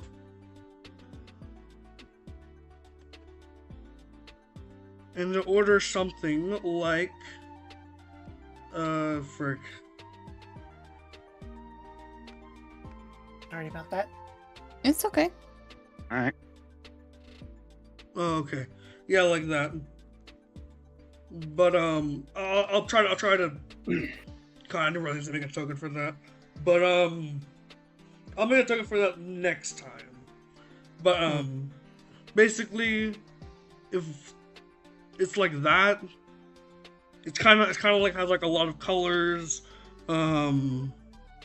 I'll try to describe it. So, from the picture here, he's wearing a vertically striped black and white button-up shirt, and underneath it has like a yellow shirt with a bunch of shapes on it, like triangles, rectangles, circles, all in various colors. Okay, thank you. And he'll kind of put that in the cart, and yeah, he'll go ahead and. Do you mind if I order it to this address, or? Because I don't. Yeah, you can. You can order it to this address. Because I don't know how long we're gonna be. But yeah. Oh wait, hold on there, Jimbo, Jim guy, whatever your fancy is. Here, and you see Javier reach into his pants, and he pulls out a shiny silver-looking card, a gift card from one new friend to another, and tosses it your way. I was okay. Thank you. Hey, Javi, do you mind if I talk to you real quick while he places this order? Sure. Sure. It's been a little bit. It's been like what, half a week since we last That's been a while. Gabbed and gawked. You know what? Sure, sweetie. Anything for you. I imagine we just go like barely a room over. Yeah. Yeah. I imagine out of this room and down like halfway down the hallway. Hey, is everything going okay? Oh, like, it's been a bit of a hectic time at work, and lots of new hires coming in. Got to train up the newbies, and lots of logistics going around. That, and kind of got a bit of a beef going with one of the guys at the gym. Oh. Nothing serious. Ooh. Nothing. You need to swing those mighty meaty fists of yours. Just your typical competitive, gamer subs chucking, uber muscle bro that just thinks he can do the more reps than everyone else. Just trying to show up everyone else. Yeah, I get that. But I place my hands on both sides of his face gently. Are you okay? He goes quiet for a second, then he's gonna do this. He's gonna put his hands on your face, like, seeing you. Everything couldn't be better. Oh, how sweet.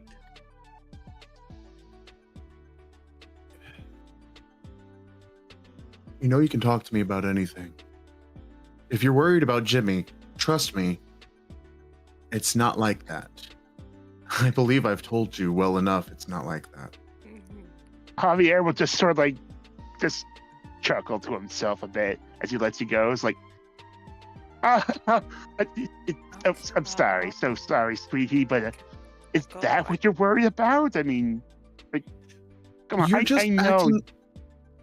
You're not acting like your normal self, and I don't know what's going on, and I'm trying to understand. I'm not worried about Jimmy. I mean, you two are childhood best friends, and getting back, reuniting after a long time, and that's perfectly fine. And it's like I said, I'm just going through a bit of a rough patch at work, but it'll pass. I'm always here if you ever need anything, okay? I know you are. That's why I love you.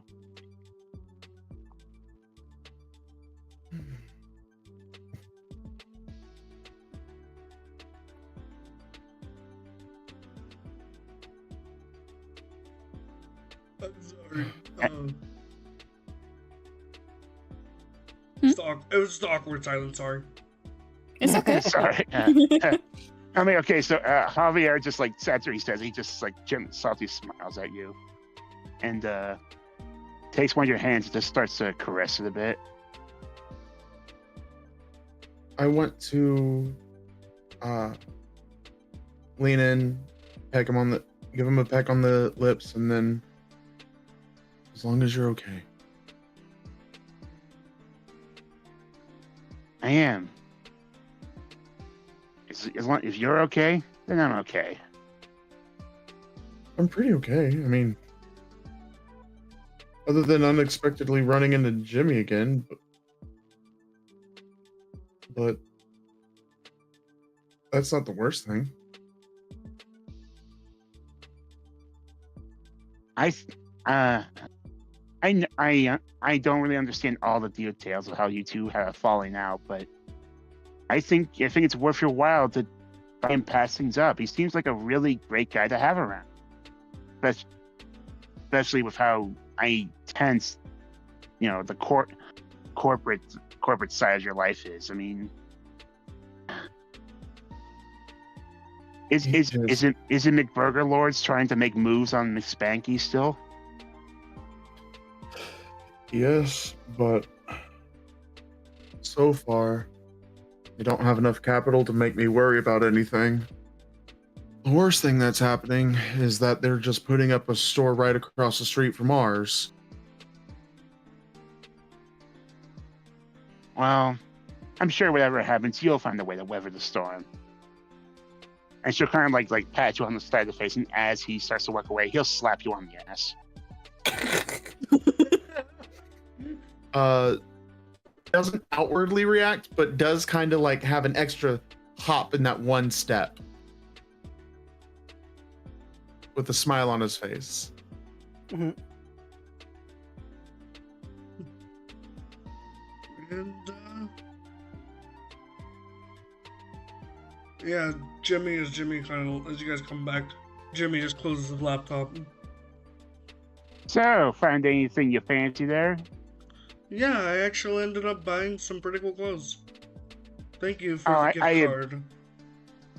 It's no trouble at all. Honestly, I've been meaning to, I was saving it for like a belated birthday present to one of my cousins, but you know, they're not really into that sort of style anyway, so I'm glad it can be put to use.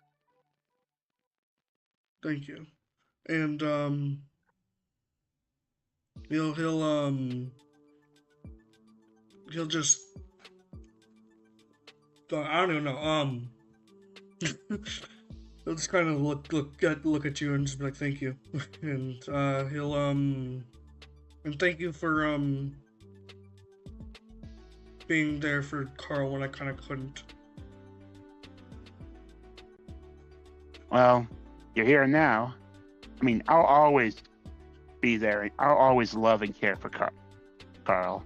But he's gonna lean in. Just between you and me, I think he could benefit from widening his circle of trust. Mm-hmm. Yeah, that's for sure. No, right here. I'm not saying you're wrong. I'm just saying I'm right here. You don't have to. Like he knows you can hear what all they're saying, so he's just gonna turn his head and just give you a very cheeky smile, and then turn back to Jimmy. He's like, "Now I'm expecting you to use that big old brain of yours to keep him out of trouble, right?" Yeah, I can try my best. I always try. That's all I can ask. And it is at this moment there is a beeping on Javier's smartwatch. Oh, that's my 10:45. Sorry, but I'm afraid I'm gonna have to head out for now. All right. Bye, sweet thing.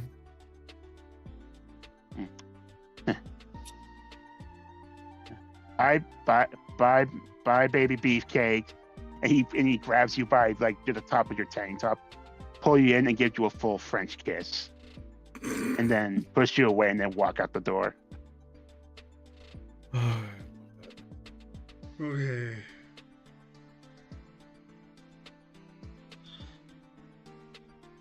Should I go get Terramon and Lysamon now? Oh, yeah. I imagine walking back trying to get to Terramon, I'd trip over Elizamon. Elizamon, roll me a brawn check. DC of 5. Right, 1 second.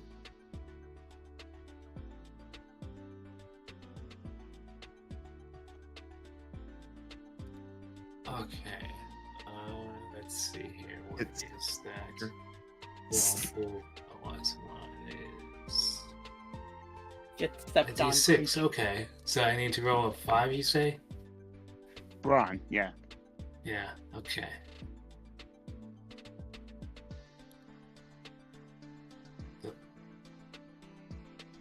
Okay. Apparently the sheet's still broken because it's not letting me roll brawn. Try just rolling a d6. At this rate, we're just gonna probably have to build you a new sheet from scratch. Yeah, that might be for the best. Oh, an explosion! Right. Roll it again. 10. All right. First of all, Carl, take a token for exploding. And Okay. Token to the void. all right. And for a DC of 10, Elizamon, you as soon as Carl tries to step on you, you immediately have a reflex and straighten, harden your tail to the point where it becomes as hard as a doorstop. And Carl, you stub your toe. Otherwise, one. Oh, that's the worst. Are you okay? I'm okay. Hey, Elizamon, snuck in here, Yes. did ya? Yes, I want to meet your friend. And apparently they're gone. Yeah, he had to go. He's busy like that.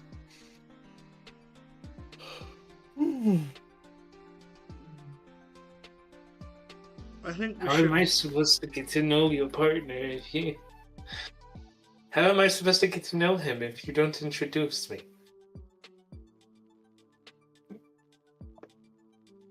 What was that? How am I supposed to get to know him if you don't introduce me? There was a lot going on. I will definitely introduce you later, but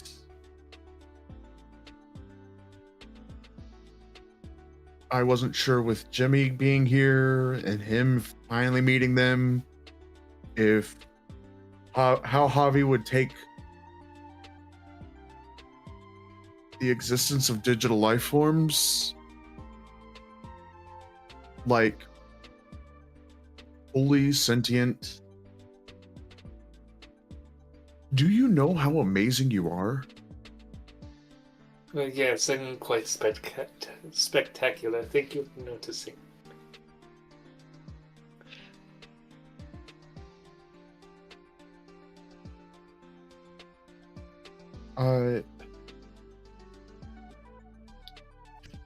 Well, that's true. You are very... I don't lie. Well, you don't lie. That's true. It's just... You are more amazing than I can... I don't think Jimmy could recreate you. No one can recreate me.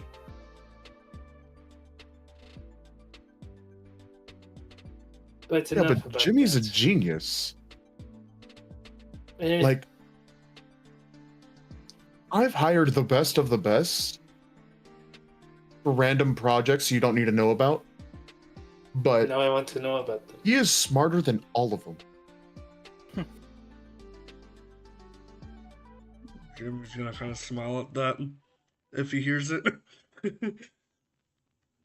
I don't think he's hiding it.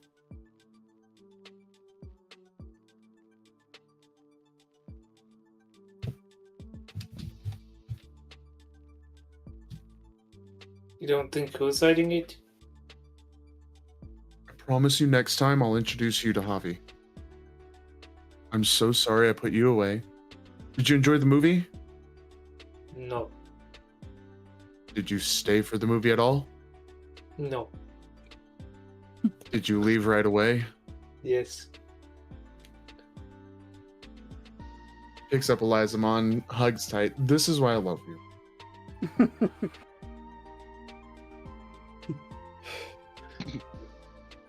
So We with better that, go get Terramon. Yeah. With that, yes. So to wrap up the scene, Jimmy, you eventually wrestled Terramon away from the showing of Shrek, and we transition away from this apartment to another location. Well, actually, first, Ingrid needs to answer a question. Right. Sorry. Rin? If you're talking, we can't hear you. Allie, can we go tonight?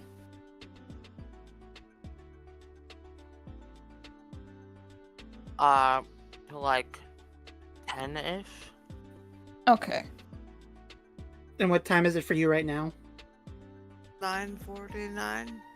So 10 minutes. Well, I have to wake him up in 10, so I don't know when I'm leaving. So this is a decent stopping point if we want to stop there, or if we want to go to another group and let them have their morning first.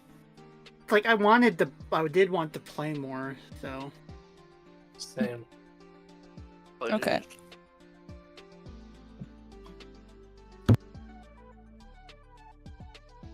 Alright.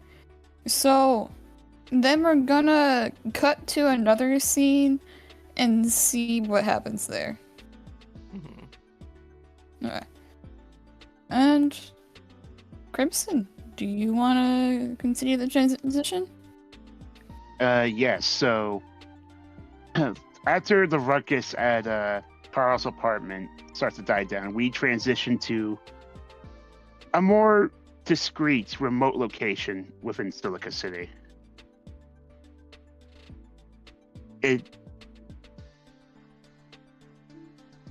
Passing over the multitude of buildings and rooftops and cars passing by on the early morning commutes, we find ourselves in a far off, a very dingy looking back alleyway. Trash cans and half-turned dumpsters with various garbage litter the stained covered pavement as the frantic sound of footsteps race down its corridors as one figure is desperately trying to evade pursuit from 3 other figures in matching uniform with weapons drawn.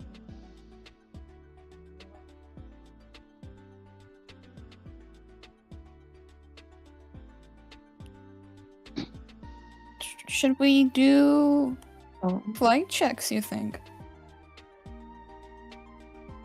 I believe we should. What? To the figure being pursued, please roll a contested flight check. And Sly, if you want to place down your token, can you see her? Actually. I can. Okay. Was Let me... Here. Oh, it's her. I roll a flight check, you said. A flight check, yeah. And then I need to pull up...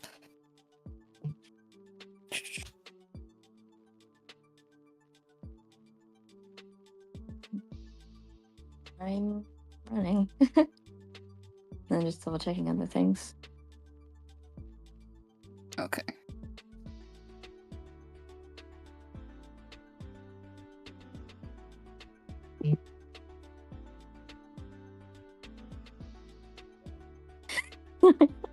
Well. Oh boy. Give me just a second. Okay, I'll wait for whatever it is, and then I'll do some description stuff. If I'm allowed. Yeah. Playing the Digirap.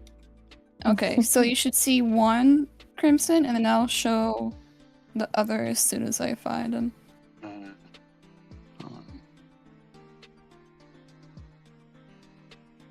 Okay. It's the one beneath Jake. Hold on. Is it the one beneath Jacob on my library? Send a screenshot real quick. Yeah. Sorry about the scuff, guys. It's okay. Yes, it's more on my end, so sorry. You're good.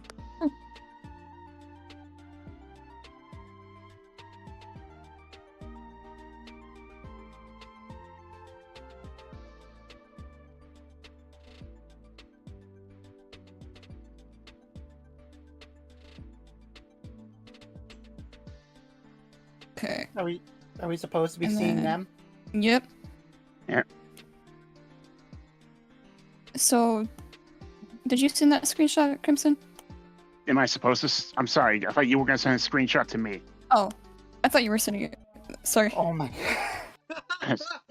Okay, sorry. Okay, I'm just gonna hold on. Let me DMs.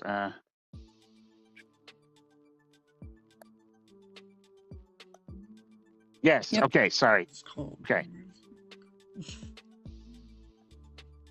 Okay, and then I will roll for this dude. Okay. Okay. And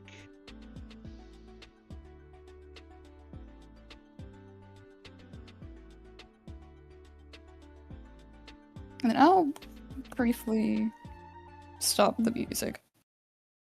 Okay. Did you mean to roll twice? All right. I rolled for both of them. Oh. I have access to both. I already rolled for one of the guys. So just cross off the. It's whatever. Like she'd be Yeah. she'd be one of me anyway. Yeah. Okay. Then so Crimson and Sly, you guys can describe the scene. All right. The three figures in relatively hot pursuit. Two of them with their weapons drawn, one hanging back with a radio clutched in his hand. SCPD, freeze! God damn it. Stupid. You see her running, and she's like kind of stumbling in some heels. She's kind of shaking her shoes off and just tossing them aside as she runs. Continues to run, ignoring their orders. Have to go and get involved. God damn it. I said freeze, and you hear like them one of the officers fire off a warning shot straight into the air. Well, another one, and one like the other two visibly react but keep maintaining their pursuit. I've seen worse weapons. Come on. I have to shake them off somehow. Where's anyone when I need them? And she's just gonna keep running. she's seen worse weapons. She's heard and faced worse weapons. Vivian, as you in the three in pursuit of you keep running and down the twisting alleyways, you eventually reach a dead end of a junction in between three skyscrapers. You see nowhere else to go. She's like making she's kind of like stomping a little bit in frustration. I can't fight them. Can't run no more. Damn it. All right, you can either comply with our previous request and come along quietly and tell us what you know about the anomalies, or we bring you in by force. This is your last and only warning. Gentlemen, are you sure that this is what you want to do? I'm just a humble shopkeeper. I promise you I know nothing. And quite frankly, it's rude to fire your guns at me. You And see she's trying to put a bit of like, the charm in her voice, trying to convince them to go away peacefully. The three figures before you remain unshaken, and in fact, one of them seems to remove the clip from his pistol, reaches into his holster, into the holster on his belt, take out a new clip that has a very faint light blue glow to it, with tiny sparks arcing off of it. He loads it into his pistol, and the pistol starts to. You see various lines of circuitry start to light up and glow around it as he takes aim at you. Last chance on the ground now. I really don't want to do this, as I'm Googling something really quick. You cut out there. Can you repeat that? I'm Googling something really quick. Okay. She's going to sigh. And then thank you. I'm going to use one of the can I use the super? Yeah. Yeah. All right. Well, how do I use a super again? You just declare it. Okay.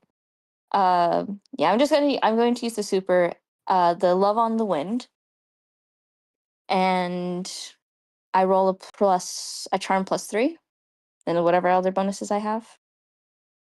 You should be able to see the other sheet. That Might be sheet. in okay, there's I might have to look through some different folders. Yeah, sorry. You're good. Okay, I do have the sheet now. Okay. Or I can see the sheet. So okay, so yeah. So charm plus whatever else. Correct? Charm Yep. plus. Okay. Yeah.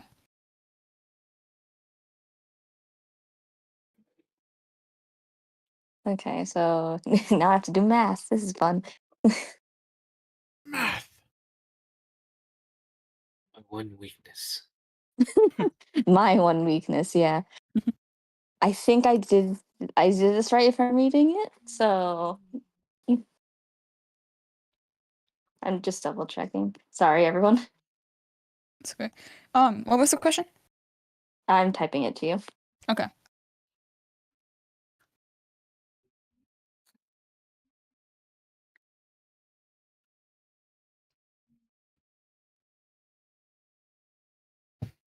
Okay. I believe so. Oh Okay. Are my you kidding god. me? Wow. Okay. For that's a natural 1, by the way. They have +12 Yes. to this. Yep, they sure did. I can But add more spells. I can add tokens. I don't think I'm gonna. Let me just.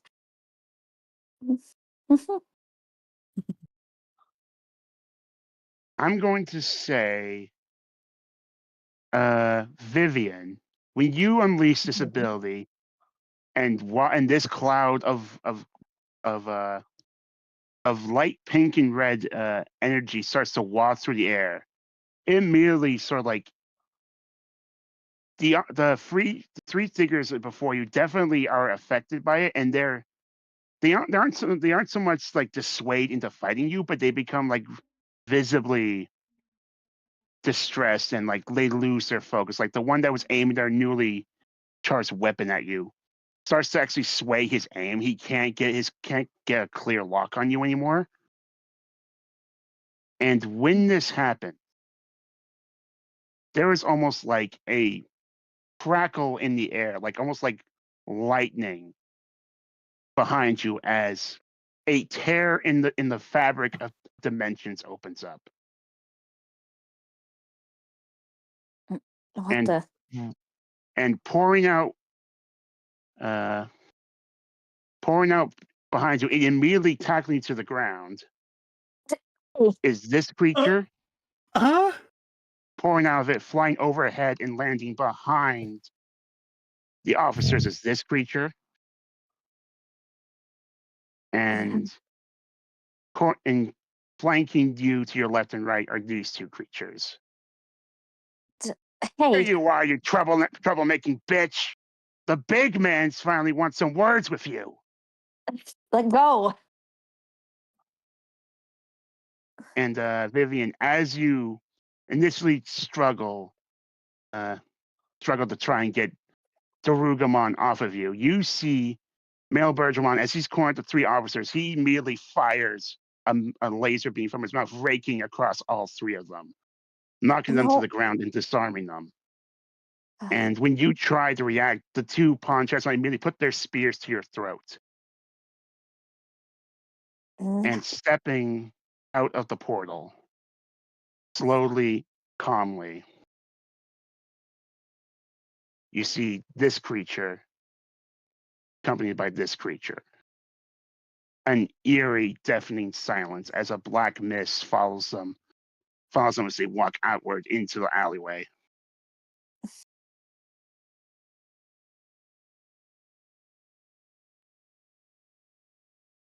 She's going to, for the most part, silently glare. The figure in the armor just silently glares right back. Then he signals to the two pawn chessmen to start taking out chains and start binding you and helping Darugumon proc you to your knees. As he motions to the creature beside him. And you just hear echoing out of his case helmet. Mode change. And in a flash of light, the two figures disappear, and almost like flash stepping ahead of you, you see the same creature again, but in slightly altered armor, now wielding a colossal battle axe, and he is holding it above the heads of these three humans now disarmed.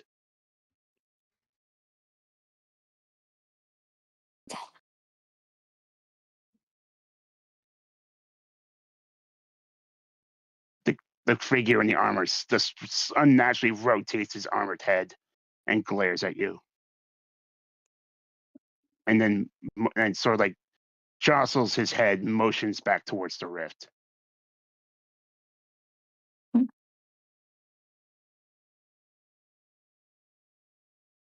This is no way to treat a lady.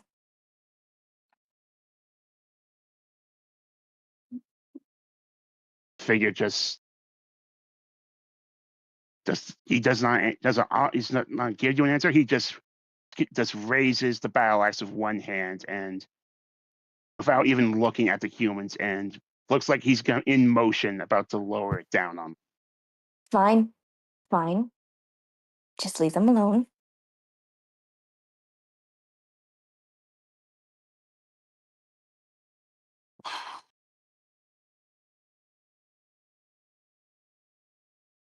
The armored figure then looks up at male Bertramon, who then notices the echoing of police sirens as three cruisers run up, parking across from the adjacent alleyway.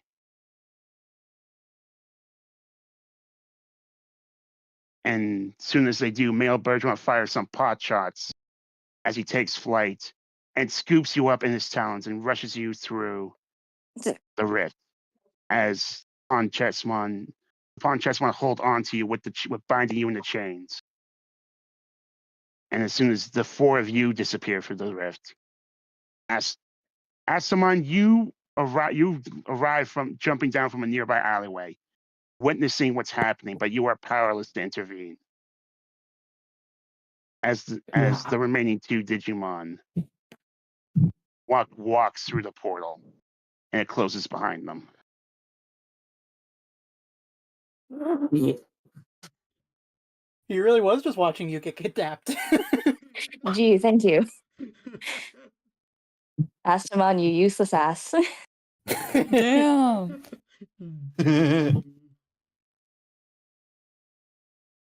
Affectionately. And it is there as several officers are crawling out their damaged police cruisers, some of them clutching at wounds. And the three figures in the alleyway struggle to their feet. There's one reaches over to the radio. This is Agent Vermilion to homeroom. Anomalies are confirmed and spotted. Code Black. So the war's begun. And that's where we're going to end tonight's session. Actually, Too bad. Astamon is allowed to give their feedback on this entire situation. I mean, that I asked, for sure. Yeah. I think I interrupted when he asked. Oh. I told you to be careful. Just when things were starting to go our way. Well, looks like I've got a mission for our new friends. They're this daring now. This can't be good. He sort of begrudgingly sort of heads back.